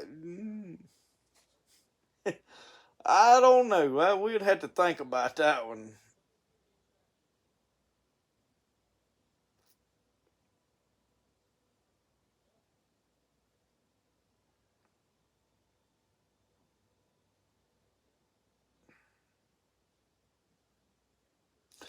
Oh, I seen Brian Pearson said I'm about to put bird lines out in the lake.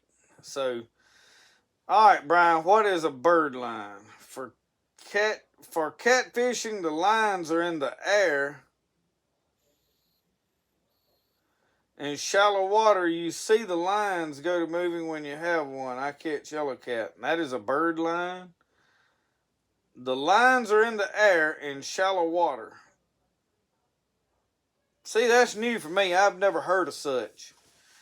We tie our lines to a hard tree or a stump or a cypress knee or any bush on the bank, whatever, and then we pull them out to a heavy weight dropped in the middle or all the way across to another thing, and then the other option is two floating buoys that's anchored and you got a milk jug or something on there and you have a floating line.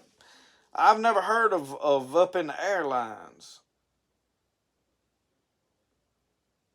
Been sharpening hooks for 3 weeks. Oh, old paper mouth, they'll get hooked on a dull hook. Them sharp hooks get in too deep. You can't get them back. Then you got to have a good knife to get that hook prodded back out. And you have to keep one of these in your pocket. How many of y'all take one of these now? You see that little fork on the end of there? That is what that's for. And we're going to do that scaler some this year. I have never really demonstrated this scaler very much because I don't scale a lot of fish. We're going to take care of that here this year. Kilt Barrier, you don't know anybody that would put kernels of corn on a trot line for turkeys, do you? I have heard of that. I have heard of that. I think that will get you a visit from old Green Britches, the possum cop. And I'm sure he'd probably put an end to your hunting and fishing career. Oh, Lord. I bet old TK and Mike tried that, didn't they?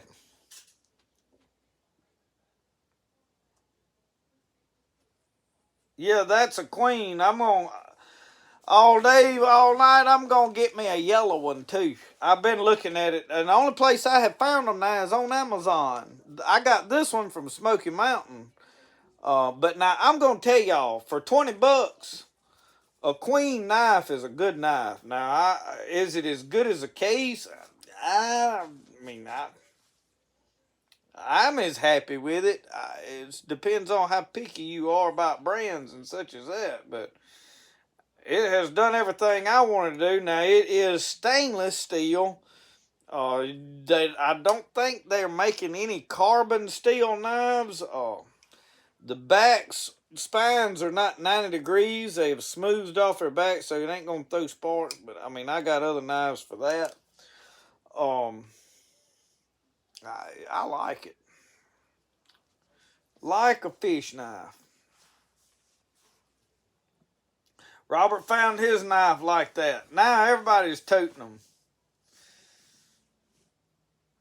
Yeah, Queen's a lot cheaper than a case. Case about 60 to 70, 80 bucks. And this one here, you can get them for 20 bucks or less.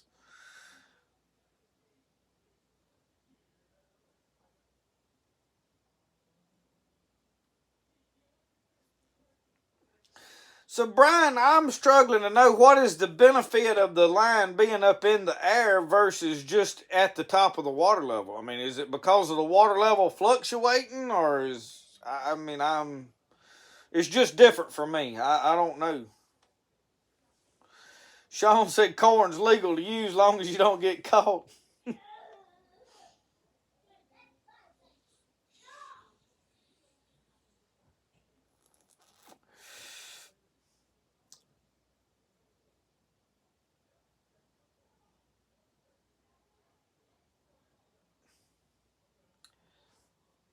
You know, I'm gonna tell y'all my problem with turkey. I've had some people send me some really nice turkey calls. I had a man that lives here in Louisville gave me some handmade turkey calls, wood ones. The problem I have with turkey, number one, I'm not really good at turkey hunting and I don't hear well. So it struggles for me to hear a turkey gobble off and locate them. Oh, now I got some buddies that love turkey, eat, sleep, and breathe it, and are good at it. But my next thing is sort of like the ducks. I don't mind killing a duck alone and eating a duck. But a turkey, I mean, they ain't that great. They're okay, but turkey meat is just dry. We cook one at Thanksgiving every year, usually just because it's Thanksgiving and it's Turkey Day, and you cook a turkey, you know. I'd rather have ham.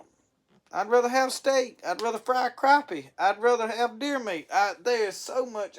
Turkey, old breast is dry. Like a duck, you know, they get dry and tough, so it's hard to get excited. The turkey hunting is fun. I have been a few times. I've killed a couple of turkeys, called them up. It's a lot of fun. It really is. I don't have a good place to turkey hunt. I can't hear. I don't have any buddies to go with that, you know, that I can go turkey hunt with.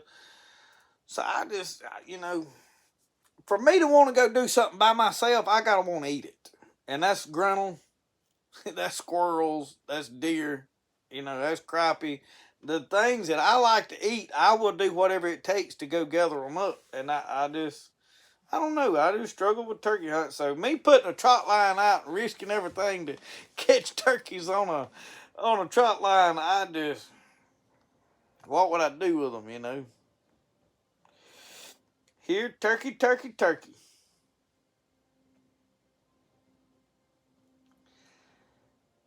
Bucket lid bluegill made 2 sandwiches. I seen the video pop up, Sean. I hadn't had time to watch it. I'm probably going to get it pulled up on YouTube and watch some stuff here in a little while when I get off of here. I'll check it out. White hair, white head with red eyes. A good one where I'm at. I tied one today where I used deer hair. I've got some deer hair out there, short. And it's got a white tail, and I had some red yarn, and I did a red body with a red head. How's that work?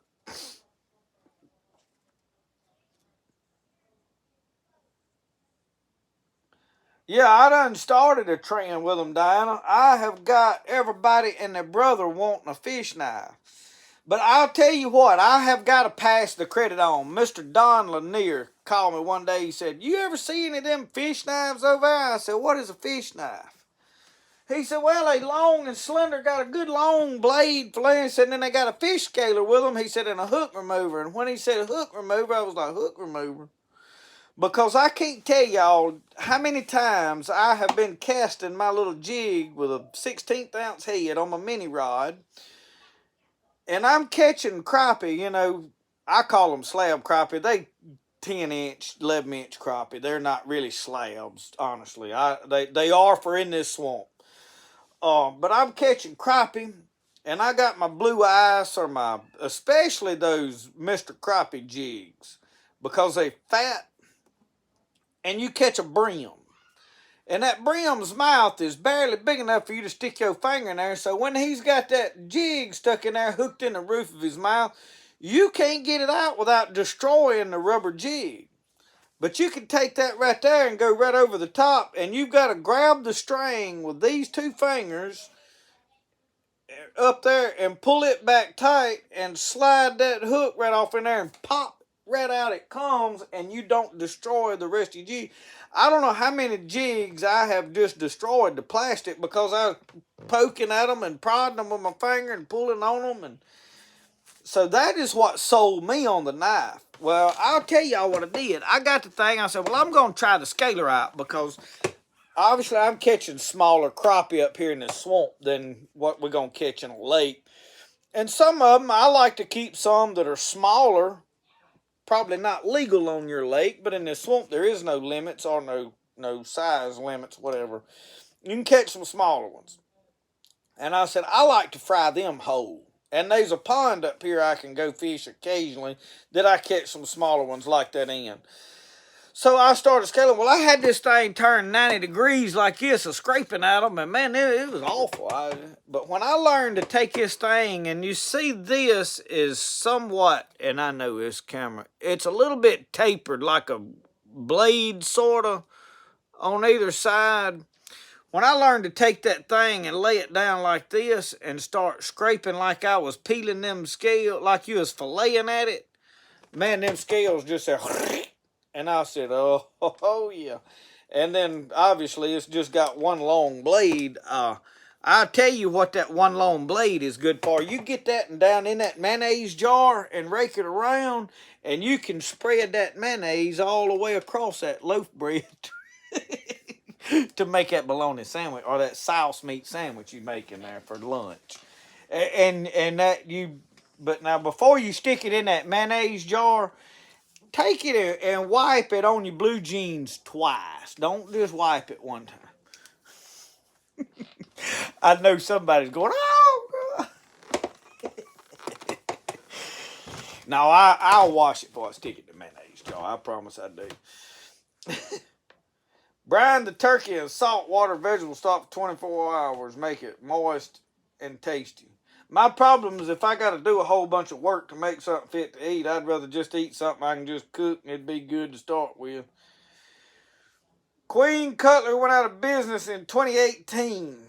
I'm not sure that this is the same Queen Cutlery. It is Queen Cutlery. There was an old, and here's my deal, and it may be the same company. You can find some Queen Cutlery knives on eBay that is like $120 because they're older vintage knives. These come in a blue and a red box. Look on eBay, and they are $20. They're still making them. These are made in China, I reckon. I don't know. The steel says China on the steel. You know, your steel either says Japan or Germany, you know, something. But I don't know. It says Queen Steel on the knife. This one don't have a badge on it. Some of them I've got. I've got a trapper down there, and the trapper is slenderer than a case trapper or these other trappers. But I do have a trapper down there. I ain't even got it out of the box. It's still in the box. I've had it for 6 months too. Well, not quite that long. I bought it in the fall.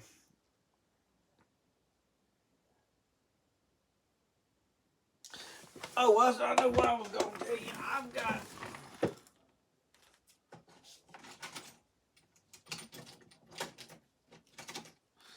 So far, I have got two more. I have got, this one is this is a Saber. It's a lot like the Imperial. I don't know, that camera, it don't like to focus on stuff, but it says Saber. The thing on it is you see how this, look how square that is. All right, this one is a, this is a fish knife. it's got a badge on it that says, oh, right there, fish knife. And it is an Imperial. And it has got some kind of writings. And man, I done let it get nasty. I need to clean it. I don't know what I cut and put it up. But it had some stuff on the blade. I'm going to have to take this one out and clean it now. I didn't realize it had got that bad. It's sticky. I don't know that I've done that. I ain't even hardly toted this knife. Anyway, it's done got filthy. But it's been laying in there for... I think I had it fishing last fall, but I like them. And I like them mainly for the hook removing deal. I mean, it's in my pocket. I can pop that out. Now, yeah, you can buy all kind of the hook removing stuff and pliers and all that, and I'm all for all that stuff. But if I'm walking around bank fish or whatever, that's in my pocket. I'll have it. All right, I got to go back and catch up on comments now. I done got to talking and got way off comments. Mr. Crappie Jigs is good. The Strike King. Now, I've always had good luck with Strike King baits in general. And those Mr. Crappie Jigs, that shad pole that's got the ball on the end, I've had the best luck with it. And then there's a couple called the salt and pepper. And then there's that dark blue one I use a good bit. It works. But the salt and pepper is a lot like that crystal color Bobby Garland jig. So I've got a bunch of TeeMu jigs. Y'all gonna want to see this TeeMu video when it comes out. They is some of that fishing stuff that I was impressed with. To be as cheap as it is. Is it better than your name brand favorite crappie jigs? No, it ain't better. But it's as good as most of it. I was impressed for the price. So, I mean... But I'll have to edit that video, submit it to them, and I don't know. Then we'll do another one. I've never fished any of the big three. Me and Tony Parker, I was talking about, he knows a little about Grenada. We may go up there if Grenada ever gets any water in it. Hopefully with all this rain, they helping Grenada out some. They had drained it down to nothing. But anyway, I've got several new lakes that I'm going to try that are smaller lakes that ain't overcrowded. Brian Pearson, I want to catch some yellow cat. I try them in Tom Bigby, but I hadn't found the right hole to fish them in. They're there. I hadn't found them yet. I've got some new holes I'm going to try this year.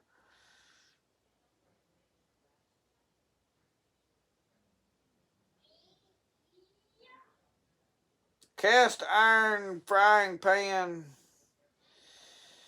If I get an old one, Larry, I'm going to put it in the fire every time. Now, I don't let it turn red. You know what I'm saying? You don't leave it in there till you burn it up. A lot of people worry about it warping and all that. They design for fire. I lay it over the fire and let it just burn it out pretty much. And then once it's good and hot, I get it out and rub oil in it. But now, sea salt, coarse salt, Kent Rollins has got some good videos on cleaning and seasoning cast iron. He would probably be the go-to on it for me. But I throw it in the fire, and then I like to use lard for the most part for my cast iron. A lot of people say Crisco. Everybody prefers something different types of oils. One thing you want an oil to season it with a high heat smoke point. Some of the oils is really low smoke. But you basically warm it up and rub oil into it, and then the more you cook in it, the better it gets. And I see these guys taking a buffer and buffing them smooth to a polish. I mean, that works. You cook in it as long as you don't want it to hold seasoning and be a non-stick, a seasoned pan. But it's to each their own.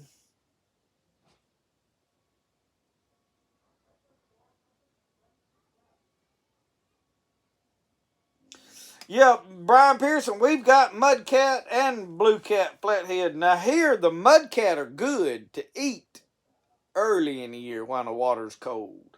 When that water starts getting 60 plus degrees, I'm through with them. I mean, they start turning that fast, and they'll get strong tasting. They're edible. They're just not good anymore to me. But now the yellow cat, we've got yellow ones, and then we've got some that are basically black looking. I've caught some flatheads that are dark colored in this swamp water down here. I'm sure the water had a lot to do with that.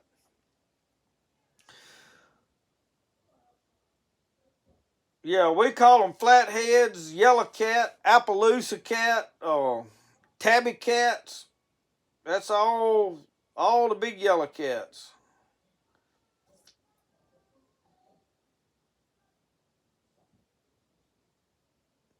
And Brian Pearson, we have holes here that I can get mud. I've got some little old ponds that I can get mudcat out of. It's about yay long, and they good for up here fishing.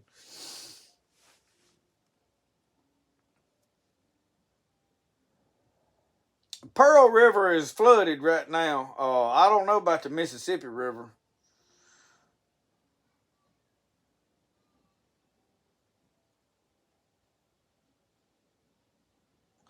Sean, I'll tell you this about that TeeMu bag. The one I got, the strap, you go ahead and sew around them straps where they connect. Mine, when I loaded it slam full of stuff and started toting around, it tore just a little bit on one spot now. And what it done, it tore over to where the thick stitching was. So I don't know. That bag, I'm afraid it was great for the money. Long as you load it light, use it for a tackle bag such as that. But if you pack all your camping gear and go backpacking, then I'm afraid you're going to get in a mess with it.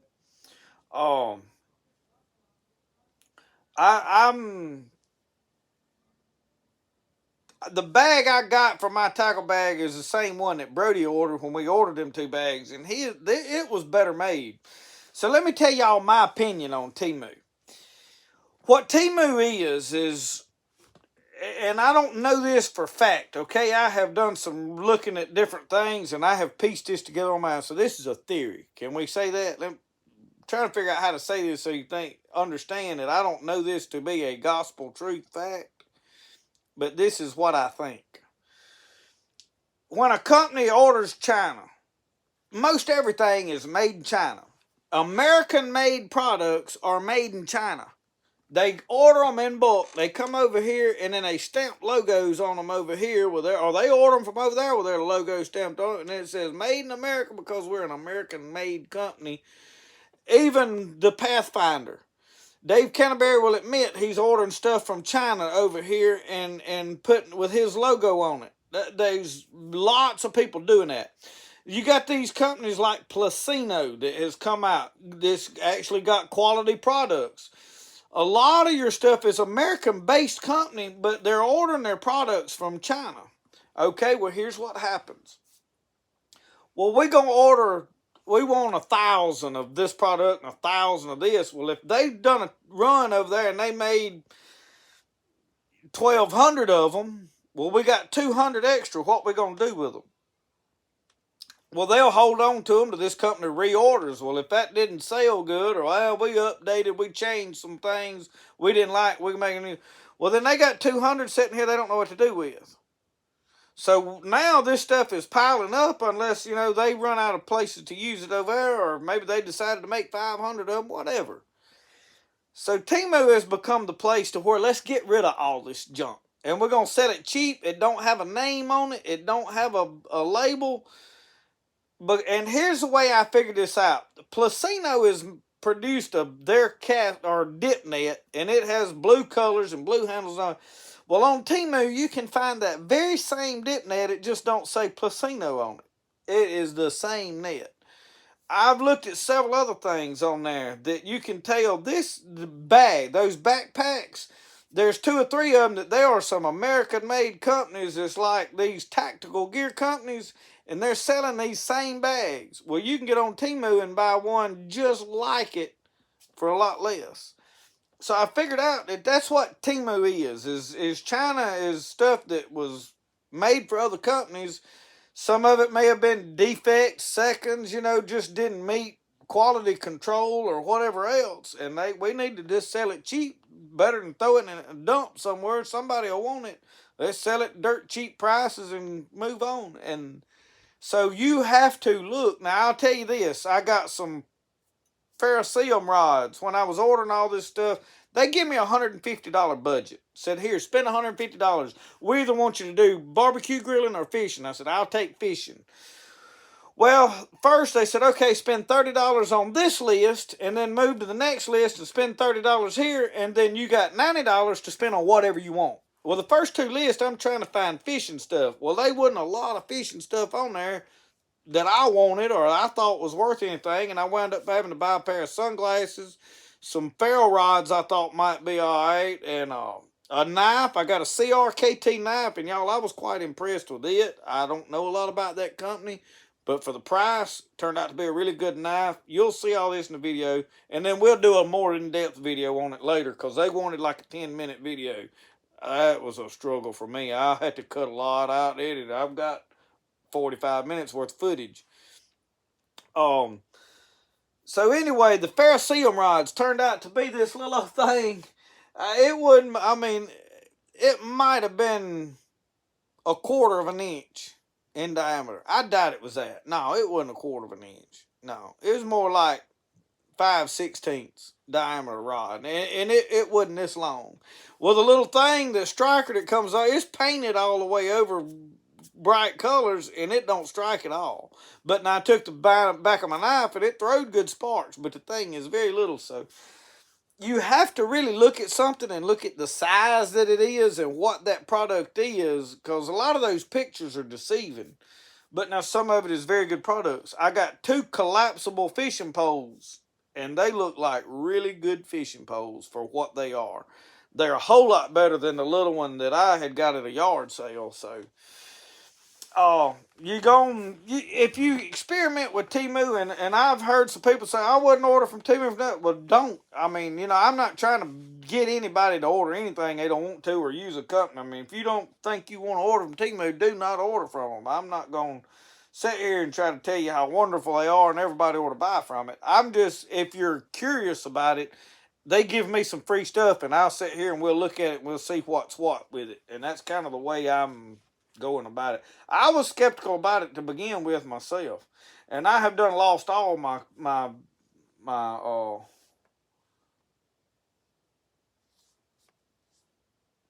all my comments. I done got here we are.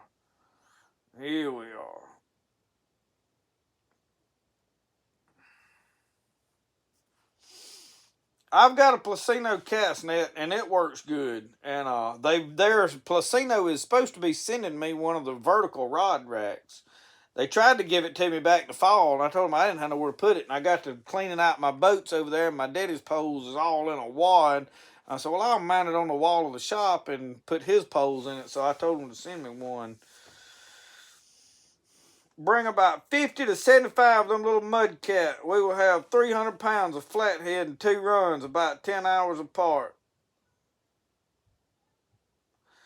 I'll see about that.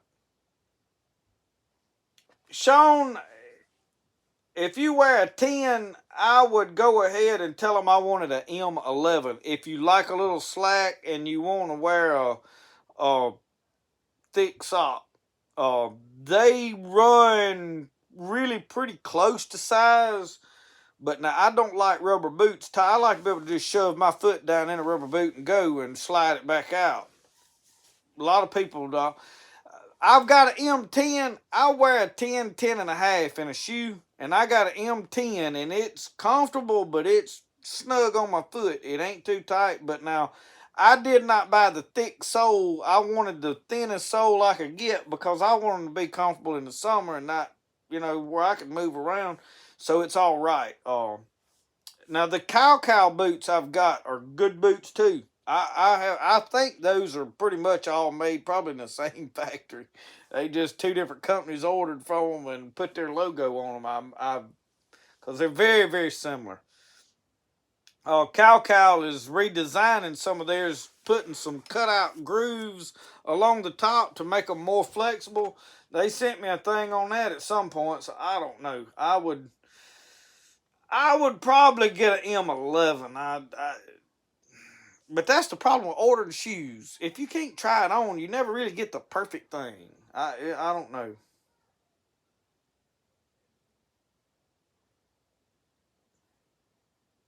Fire bear, yeah. Martin, that bear, he encountered some old tough bears over in there.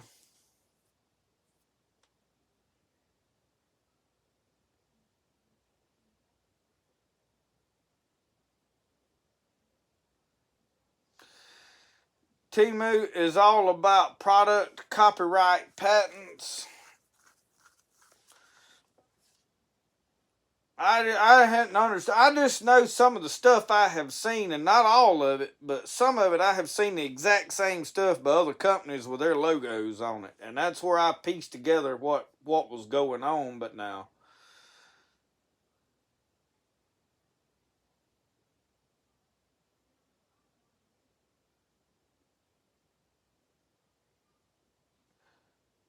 just $75 for a yellow case knife. $75 for a case knife. If you're a case collector, go for it. If you're just an old boy gonna use a knife to skin something, and there's a lot of people that say I want carbon steel. I don't want stainless steel. I've got some carbon steel knives, and I like the patina on the blade and all. But now I'm gonna be honest with you. I can keep this stainless steel cleaner. It don't corrode up. So they both kind of got their place, I think. Oh, I don't know why I'm yawning. I like this knife. I want a yellow one just like it. I'm going to get me one. I don't know why I want a yellow one, but I guess to match my yellow trapper in the other pocket. Good enough reason, but I really do like this knife. And the blade is long enough. I don't know if I can fillet with it or not. It ain't quite long enough for that, which it ain't flexible either. So, but for $20, I ain't spending $70 on a case. Now, I would love to have a case fish knife, and I've watched eBay, and I thought, if I can get somebody to slip up, but they've all sold for $50. I've got several buck knives. I like my buck knives.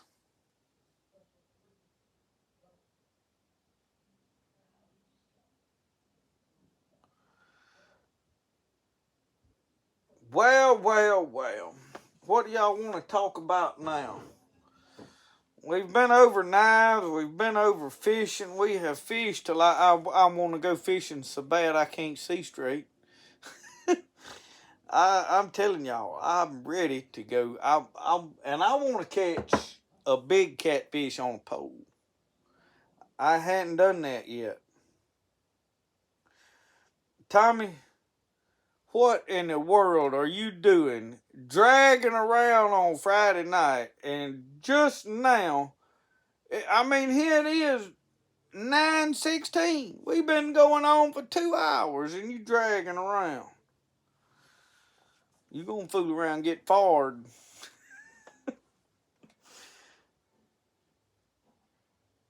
I don't, Glenn. You're gonna have to fill me in on that one.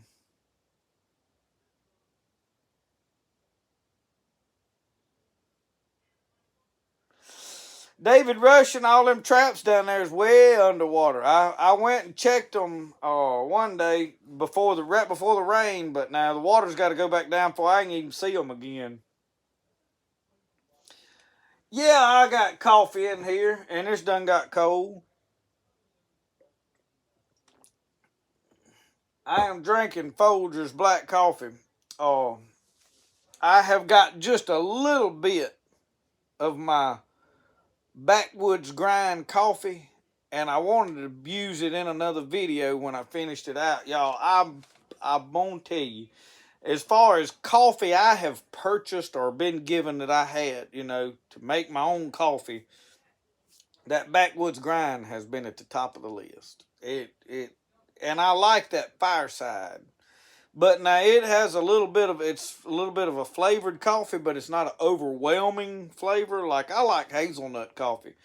If you don't like all that kind of stuff, now I'm sure they have regular black, whatever coffee. But anyway, I done lost my train of thought. Never mind. Tommy said, don't fire me. I need money to buy more fish knives. Backwoods Grind Coffee you can purchase. I've linked in a couple of videos. Look at the, I think where I did coffee in the swamp. I think I linked it on there. But just pull it up, Backwoods Grind Coffee on the internet. They're based out of Mississippi right here. They were in Ridgeland down around Jackson, but now I think they're up here actually in Carthage, which is just right across from Philadelphia where I'm at.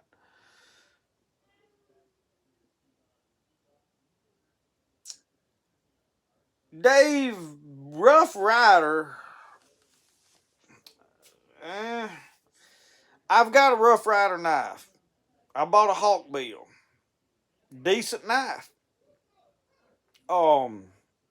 The scales on them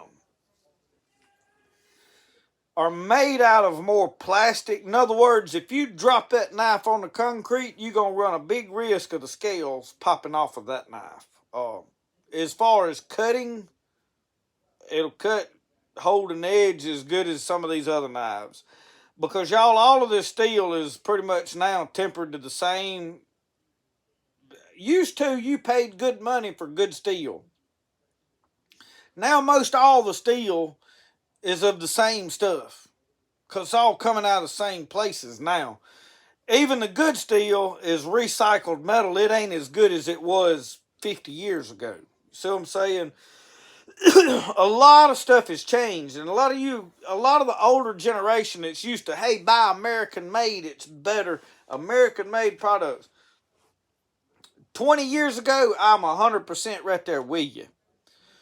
Now, American made is more inferior than some of the other stuff.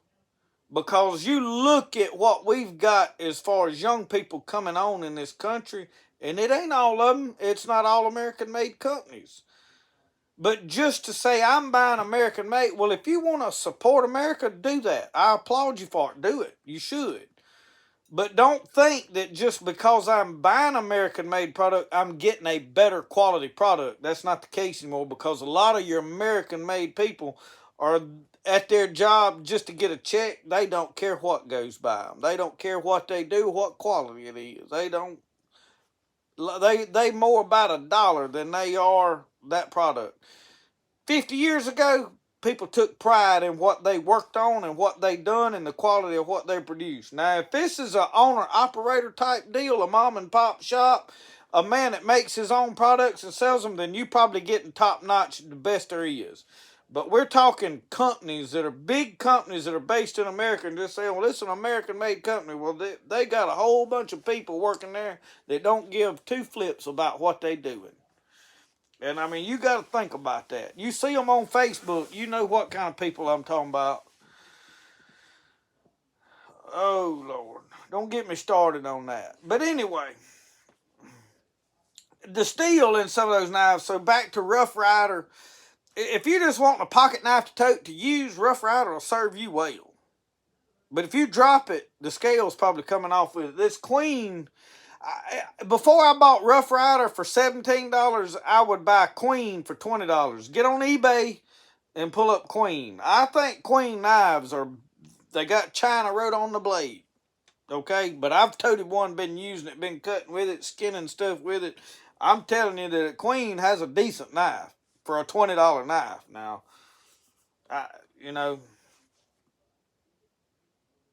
used to it was you get what you pay for. And in a sense, you still do. I mean, you buy a case knife now for $70, $80, you're going to have a good knife. Is it what it was 50 years ago? I don't personally think so. I don't think case knives are as good as they once were. They're probably still better than Queen or Rough Rider. I mean, you know what I'm saying? So, you're probably more guaranteed to get what you're paying for. And we're talking just pocket knives. When you're talking about, your other stuff, I've got a buck 110 right over here, and I wouldn't trade it for nothing. It is a damn up good knife. I don't even tote it no more, though. Where's mine at? When I was riding a Harley Davidson, this stayed on my side constantly. This was my knife of choice. I couldn't tell you how many deer this knife has completely processed, start to finish. I mean, it was a jam up good knife. My thing is not that I don't like this knife. I just got to tote another. I use something for a while and then I retire it and then I move on to something else. It's like Jonah right here. This is what I tote and use every day. I love this knife. I am sold on this knife. It's practical. It fits my hand. It does everything I need to do. It's bushcraft worthy. It's skinning deer worthy. It's trapping worthy. It's fishing worthy. I can cut fish bait up. It'll do everything I want to do.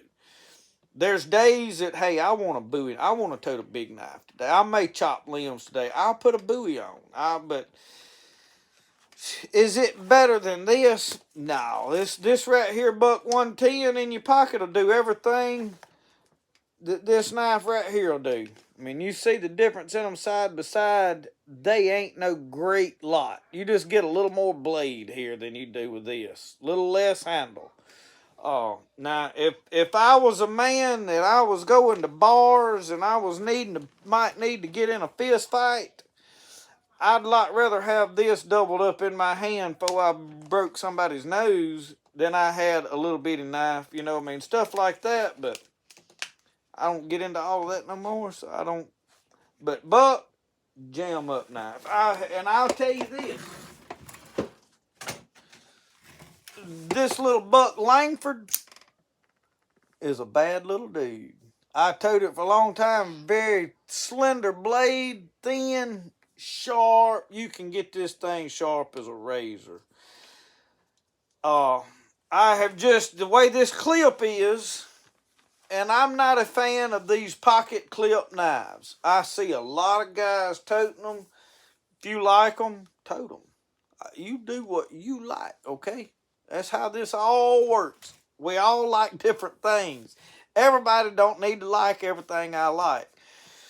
My problem with this is this, you see the way this goes in my pocket, the way that clip is?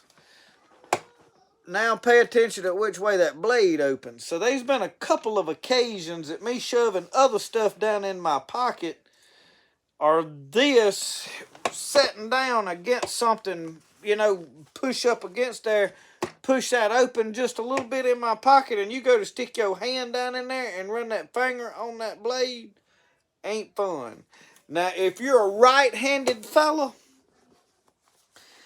and you clip it toward the back of your pocket, well, that blade is going to open towards the back of the pocket. You're not going to have nearby the problem us left-handed fellas are going to have. Okay, so, and I have thought about swapping the clip over to the other side. It don't have pre-drilled holes over here to do that. You see the screws are right here. So I didn't do it. But now this is like a, I don't know, $20-something knife. I have linked it in a bunch of videos when I was toting it all the time.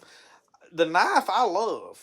Now the CRKT knife I got out yonder that came with the TeeMu stuff that I got less than like $10 in is almost identical to this thing. So I'll probably be toting it, playing with it some this summer. So you'll probably see it start popping up in videos, but it's not that I think it's a better knife than this. It's just that, hey, we're going to tote it and see what it'll do. So anyway.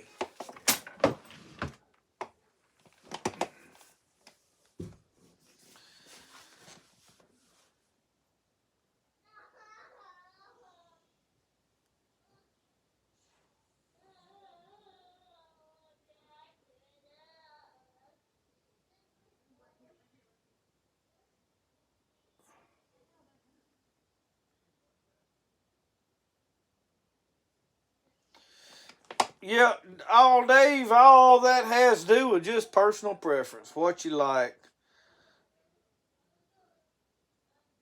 Jimbo, this one is just like that one, this CRKT. It's going to be a little flipper.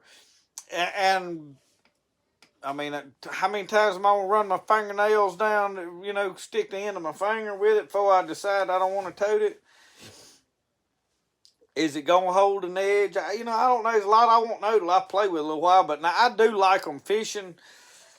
Man, it's important if you're fishing running lines. And I got low battery popping up, so we ain't going to be on here no great long while longer. If you're fishing a lot, running lines, limb hooks, such as this, especially in canoes, swift water, and you need a knife that is not shoved way down in your pocket. You either need a belt knife that you can pull out fixed blade ready to go, or something up here that you can get either hand to, because you don't know which hand's going to be free that you need to get it. For the fact that if you fooling with lines and a hook grabs a hand and it starts this way and you hook to this line, swift water, I mean, there's a lot going on. Running lines at Tom Bigby, I worry. With Brody, I am very, very careful. I do not want lines coming over my boat, getting hooks in a boat. And I've had it happen. I hooked Roscoe last year in the canoe because you cannot with a trot line. Now, my limb lines, I can handle. And that's why I said I'm designing a different line, a single line to the bottom up to a floating bottle to fool with to keep from dealing with this. Lines coming over in that boat and swift water will hurt you. And you need a knife you can just get a hold to and cut. If that hook's hooked in your arm, hand, shoulder, neck, wherever, that you can grab string and whack it pretty quick. That is something you have to really, really think about and keep up with. And anything that's sharp enough to cut some tarred bank line is, it don't matter what it is, but you need one knife that ain't, and I love my old school style knives. I mean, this trapper here, I've toted it more than I probably have any trapper I've got, because I like the tip on it. I like that sharp tip. But you need a knife that's not this, and you got to dig it out. Got to have two hands to open it for the most part. Can I open it with one hand? Yeah, I mean, I can take it, grab it like this, hook it against my belly, and I can get it open with one hand. But look how long that took me. And if you panicking and fumbling with a hook in your hand, your chances of, so that's why a belt knife is important. Something that you can come out with and it's ready to cut. It ain't more about, hey, I want to fight or anything like that. So that's where those pocket clip knives do shine. You can come out, flip it open with one hand and get something cut loose from you. And dealing with fish hooks and stuff, that's, important.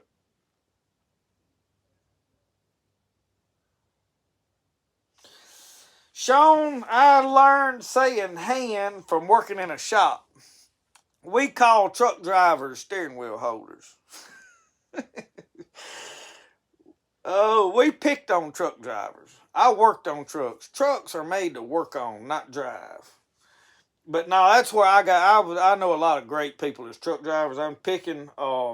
I never drove a truck. They tried to get me to get a CDL, and I was like, nope, I ain't driving no truck. I don't want to. I ain't dealing with idiots on the road. That ain't for me. I worked on them, but I was around all that life. I worked in a shop, chased trucks for 2 years, running a service truck. I had a crane and tools. I did diesel mechanic work. I have tore heavy equipment and 18-wheelers all to pieces. I have built them from the ground up, basically. And I've only probably had a couple trucks that I had the engines completely out of. Never had the cab completely off of one, I don't think, but I have pulled all the transmissions out, changed all the rear ends, had all the axles out, built headache racks. We built a headache rack that went all the way over the cab that they still running at Rock 10 over here by Rooster Bridge. There's two of them, Red Max. I built both trailers and both headache racks. Now, I didn't do it by myself. We was at a shop. They was Corey and Dusty, my wife's brother, and they was several of us worked on them, but we built them right down here in the shop. If any of you that's driving, hauling logs, been to Rooster Bridge in Alabama at Rock 10, Them 2 Macs that's running around up there on that yard, we built all that. So that's where hand come from. Follow what I'm telling you here, hand.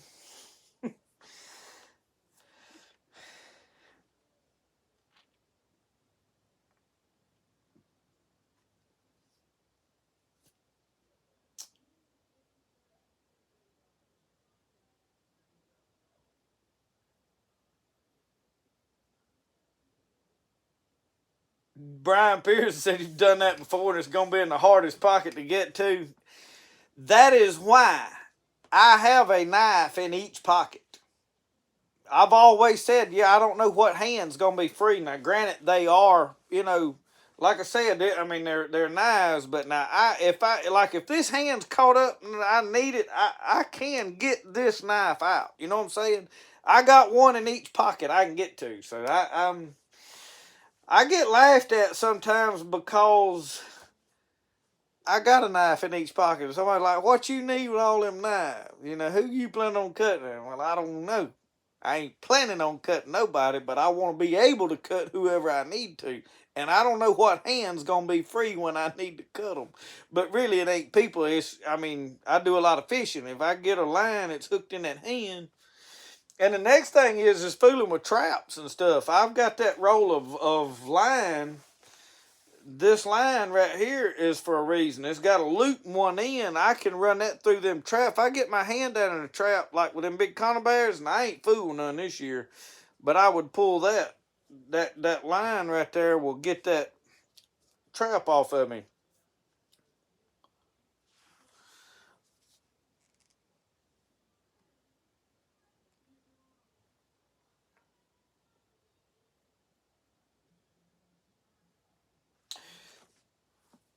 So, next question. How many of y'all know when I say, you know what I mean, Vern? How many of y'all know where that come from? Y'all catch things that I say, and I come up with this stuff, just, you know, stuff that was funny to me over the years that stuck with us. And I want to know how many of y'all know where that come from. Know what I mean, Vern?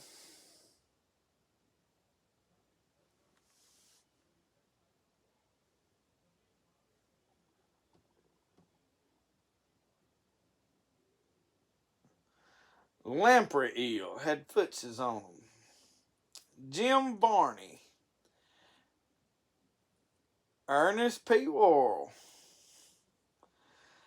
You know, there's a young generation that completely missed out on all that old good stuff. One of the funniest things was he was in a Mountain Dew commercial or something, wasn't he? He run up there and stuck his hands in that window and they slammed the window on his fingers. You know what I mean, Vern? Oh, Lord. Oh, Ernest, he was hilarious. He was from Kentucky. I didn't know right where he was from.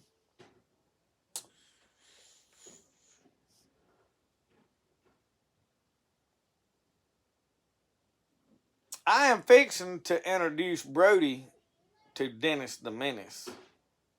Oh, it's been a long time since I watched.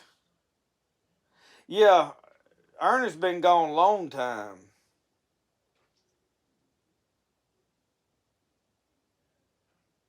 I don't know how long, but he's been gone a while.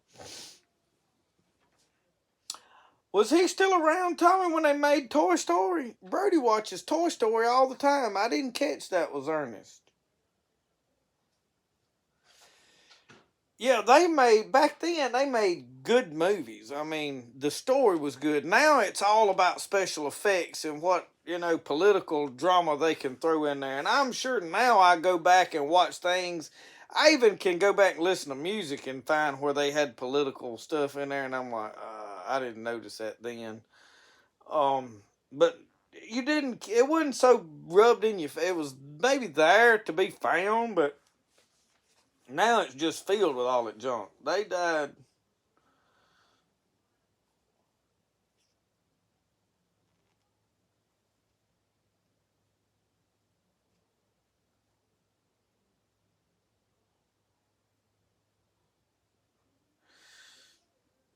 And Diana said, am I sure that's a good idea? Well, I wanted him to see how me Dennis was. Him and Dennis is a lot alike, I feel like. I'm going to introduce him to Dennis a minute. He's liable to be in here with a slingshot shooting them Tic Tac down my throat or something, Regan. I don't take medicine, so he don't have to give me my pills. Lord. Me and Lisa tried to let him watch The Mask. I ain't no huge fan of Jim Carrey no more, but nah, The Mask was hilarious. Now, it's got some undertones in it you have to watch, but I laughed till I hurt watching that the first time.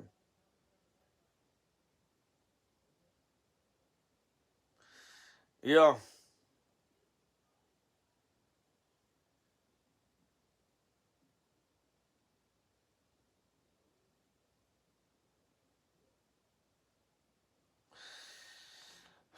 Yeah, they wanted to make people laugh and all that. Went with the yellow scales on the queen. Might went with a jagged bone too. They're cheap enough to get too. That's what I felt like. And don't buy them both at one time. You buy one right now and you wait a while and go, you know what, I need another happy. And you get you another one. And you ain't spend a fortune, you see. I do that when I go to town. If I just need to get me something to make me feel happy, is fish baits, because they like $3 a pack. I mean, and you can always, you enjoy them 2 or 3 times. Every time I reach in there and I pull out a new one and hook it on a hook, I smile. I guarantee you I'm smiling. When I pull that little jig out, I go to threading it on that hook, I'm grinning from ear to ear. Pocket, now, you know, cheap stuff like it. That's like these books back here, y'all. I got all kind of books back here that I give like 50 cents for. We go to thrift stores, I look for books. Will I ever read them all? Probably not, but you know, when I decide, hey, I want to read something, I come in here and look at them and think, I want to read that, or no, I'm going to read this one. It's the option, you know, but it's cheap. I didn't go spend $1,000 to get me a little cheap thrill, you know what I mean? So get both knives, just spread them out. Don't order the next one this week. Wait till next week with next check and get the next one.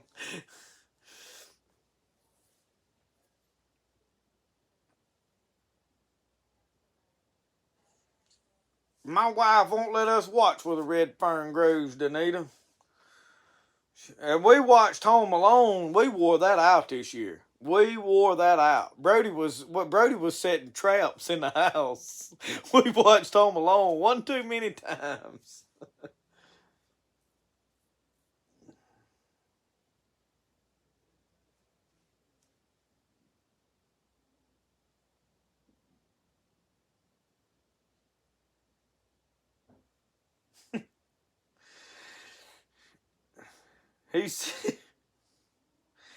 That was a steak he was grilling out there, and he said,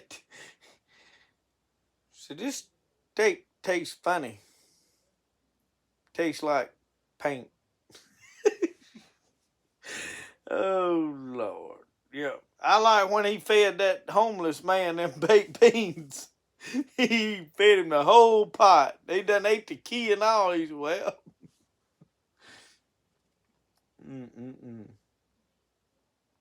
February the 10th of 2000. My Lord.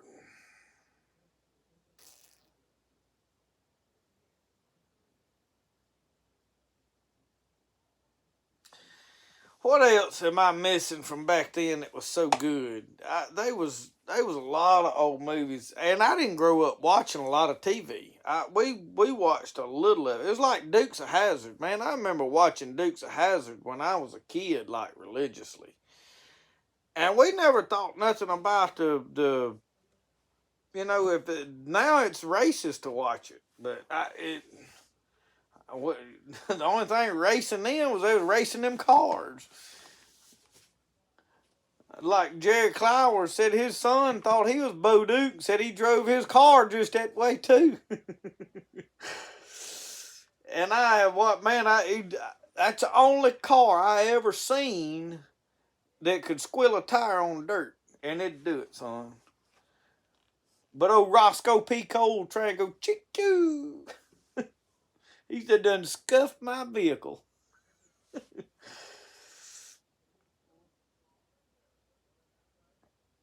And Jesse Duke was as good honest a fellow as they ever was. He told them boys that don't be making no more moonshine and running it.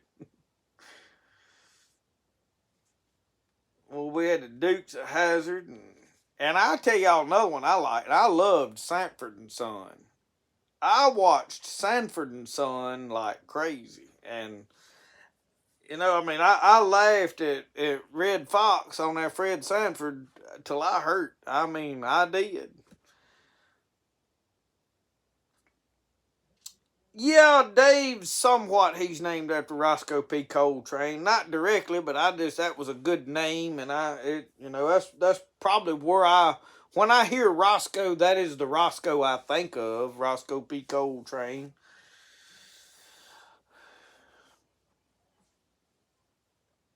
Yeah, I'd take that Dodge. I'd have that. Male lady on a motorcycle. Male lady on a motorcycle. Larry, you're going to fill me in. I can't read between the lines.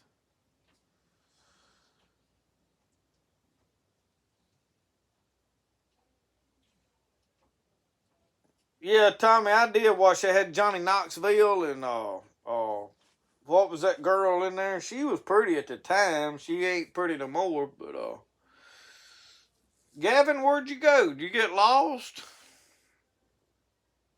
I'm glad you made it back. Jessica Simpson, yeah, that's who was in there. She was pretty at the time of filming it.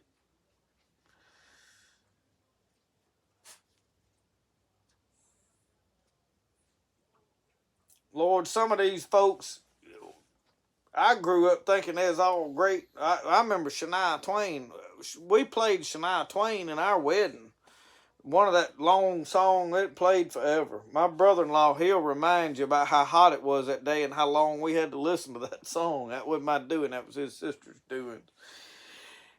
And now I seen her the other day on something on Instagram or somewhere, and my Lord, she needs to give it up. She's been gone for a while, and I don't know what happened, but she's a train wreck now, son. Lord help. I mean, that's like, well, I ain't gonna go there. Y'all know what I was thinking. There's a new singer today that, she thinks she's all it. I wouldn't.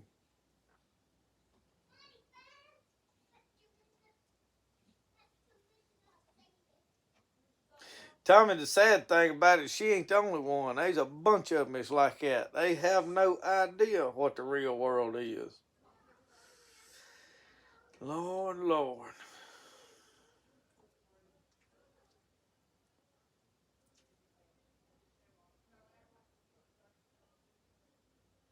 She has Lyme disease. Talking about Shania Twain. Does Lyme disease make you get on the stage and act goofy? Maybe. I'm hoping there's some legitimate excuse. Really.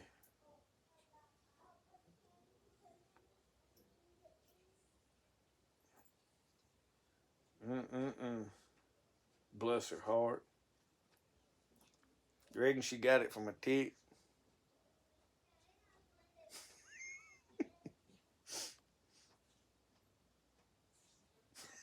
Yeah, Dave was thinking alike. Oh Lord, I ain't gonna say nothing now. Roscoe's laid up there on my pillar now.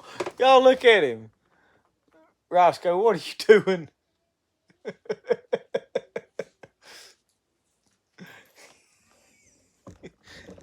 I liable to have Lyme disease by tomorrow.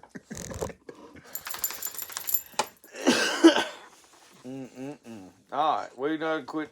Yeah. Well, I liked some of her music back in the old times, I mean, I wasn't no great fan of her, but I mean, it was okay. I didn't have nothing against her.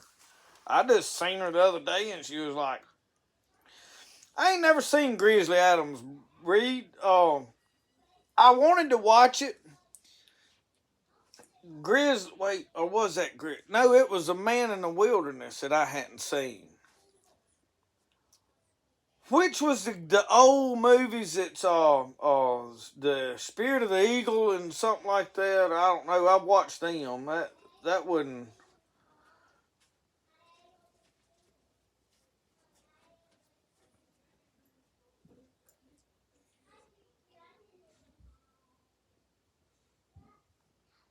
Garth Brooks. Yep.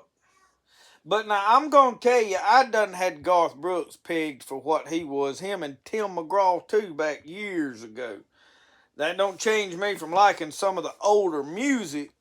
I mean, Garth Brooks had some good songs back in the 90s. Not all of them. All of them I didn't like then. But Tim McGraw's got a couple of good songs, but they I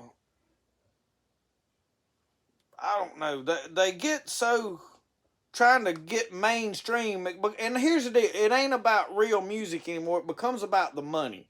Let's write about what's popular, and that's like country music today. There is very little of it that I would give you. How many songs can you sing about trucks and beer parties? And I mean, how many real people is that? I mean, you're just catering to kids. You're not catering to real people. Country music used to be about real life and working men and real life situations and stuff. And there's a little of it out there. But how much partying do you want to hear about? How many let's go get drunk beer songs? And I realized that's about what it was all about. And they was some good. Hank Williams Jr. was famous for it. But now you've got to keep in mind Hank Williams Jr. wrote some really good songs to go along with his. I mean, you had like Mr. Weatherman. You had I mean, and I'm trying to think of the not the main popular Family Tradition, Country Boy Can Survive, all that kind of stuff, but the what was the one? Living Proof, man. Living Proof was an awesome song. The Blues Man was an awesome song. There was stuff that had some real, songwriter quality.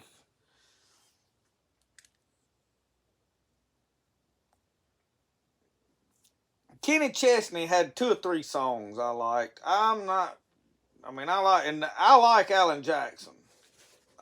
Alan Jackson has got some really good gospel albums. If y'all have not listened to Alan Jackson's gospel albums, they're worth giving a chance to. He's got some good Christmas music as well.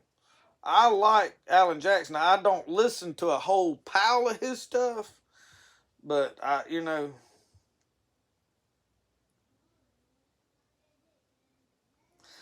did see Madonna on stage. It was a train wreck too.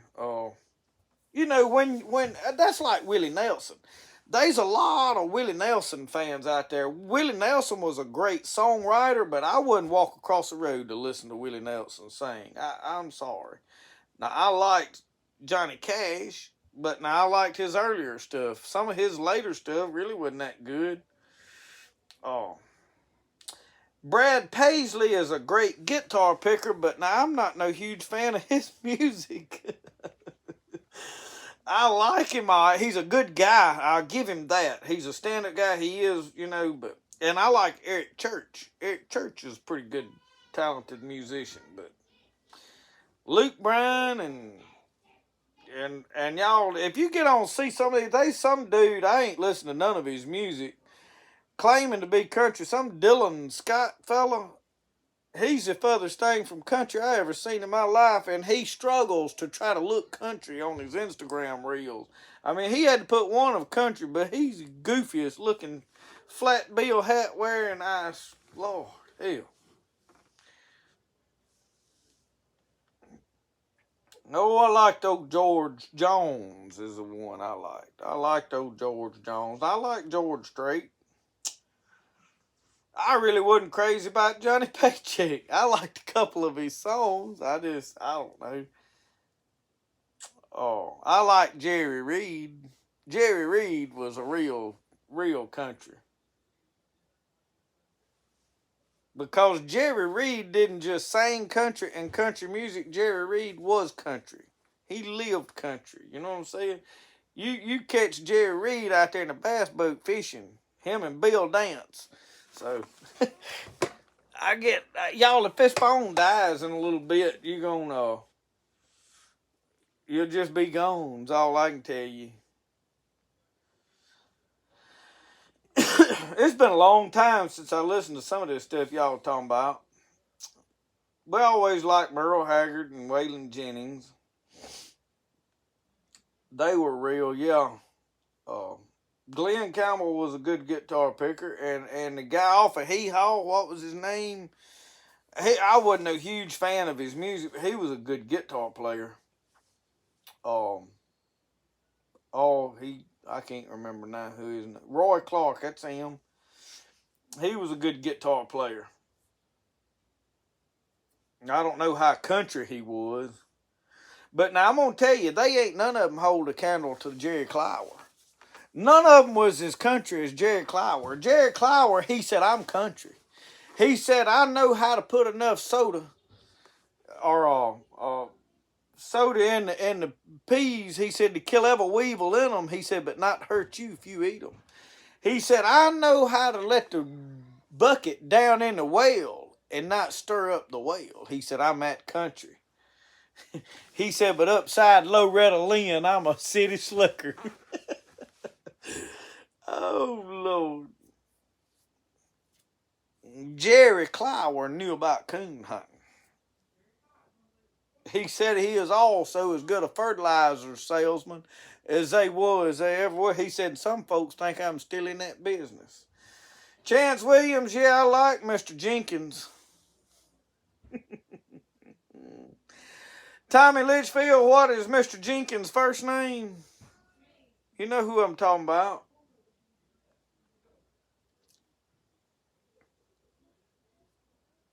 Oh, I can't think of. What is his first name? Sung Hello, Darling.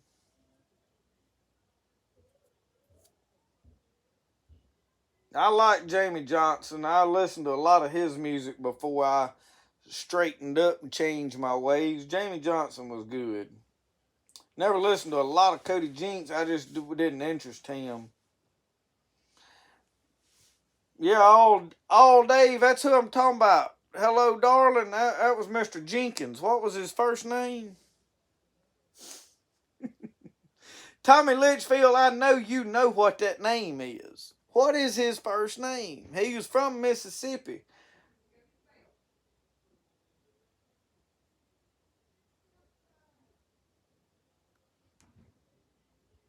I'm going to have to Google it myself.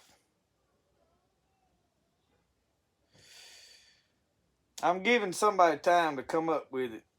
Because I realize there's probably 90% of the people watching this has no idea Conway Twitty was not his real name. Is it Marshall Jenkins?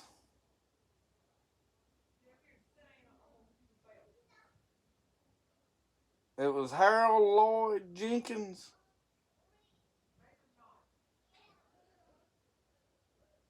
I knew it was Jenkins was his last name. I think it was Harold Jenkins.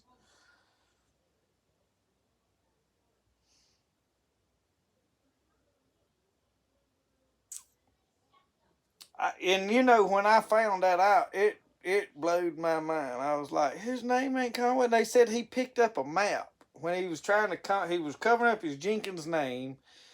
I don't know why he was ashamed of it, but he was trying to choose a name. They said he picked up a map, put his finger on it, and said there was Conway, Texas, I think. And then he put it on there again, and it was Twitty, something Twitty. And he put it together and said Conway Twitty, and that's what he went with. Said as a kid, never stayed. Oh, Lord. Vern Gosden. Oh, Lord. Y'all pulling out some old ones. Somebody's going to name Bobby Bear before it's over with.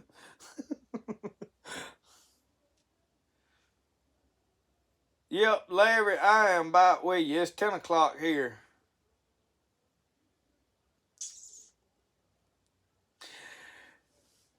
Well, let me let y'all go on a story. You talking about a card game. I'm going to tell you a funny. There's this old fella here. Y'all heard me mention Clark Fulton. He's a character in our neighborhood. He's passed on now. He's got a lot of family here, probably watching this channel. But he stuttered a lot, and he was hilarious. Now, everybody loved him, but he was funny. And they was playing cards somewhere. They used to get together and play rook. And they get serious about this rook around here now, y'all. That poker wasn't nothing. They get to playing rook. Now, they'd have rook tournaments, and they'd get five more serious. Well, some of them, they done got to drinking. They was, pretty lit and playing. And they got to arguing and a fighting over this card game. And old Clark, he stuttered bad. They done got to arguing, and he went outside. He said, I got to go out to the car a minute. He went out there, and somebody said there was a rat run out on the floor in there. And of course, this has been years and years ago. They was in an old house. One of them pulled a pistol out, started shooting at that rat on the floor. He said old Clark was outside. He said, ha ha ha ha ha, you miss me. Oh, Lord, they was some tough old folks y'all lived around here back in the days. These young boys wouldn't have no idea how to contend with them. But anyway, y'all, we have had some fun. We've talked about everything under the sun. We done about lost everybody. Got to go to bed. I need to go find me something to eat, and then I'm fixing to lay up and catch me some shit. I got a video. I done edited the mail. There'll be a mail call video out tomorrow. Something I just put together because my other video I filmed on that TeeMu stuff, I got to submit to them. I don't know when it'll get approved to be put, and I got to whittle it down. So I got a lot of work to do on it. But anyway, thank y'all for watching Spirit of the Outdoors, hanging out with us tonight. Appreciate all of you joining us. Remember, the best way to do things is the way you like to do it. We'll see y'all. Y'all have a good one.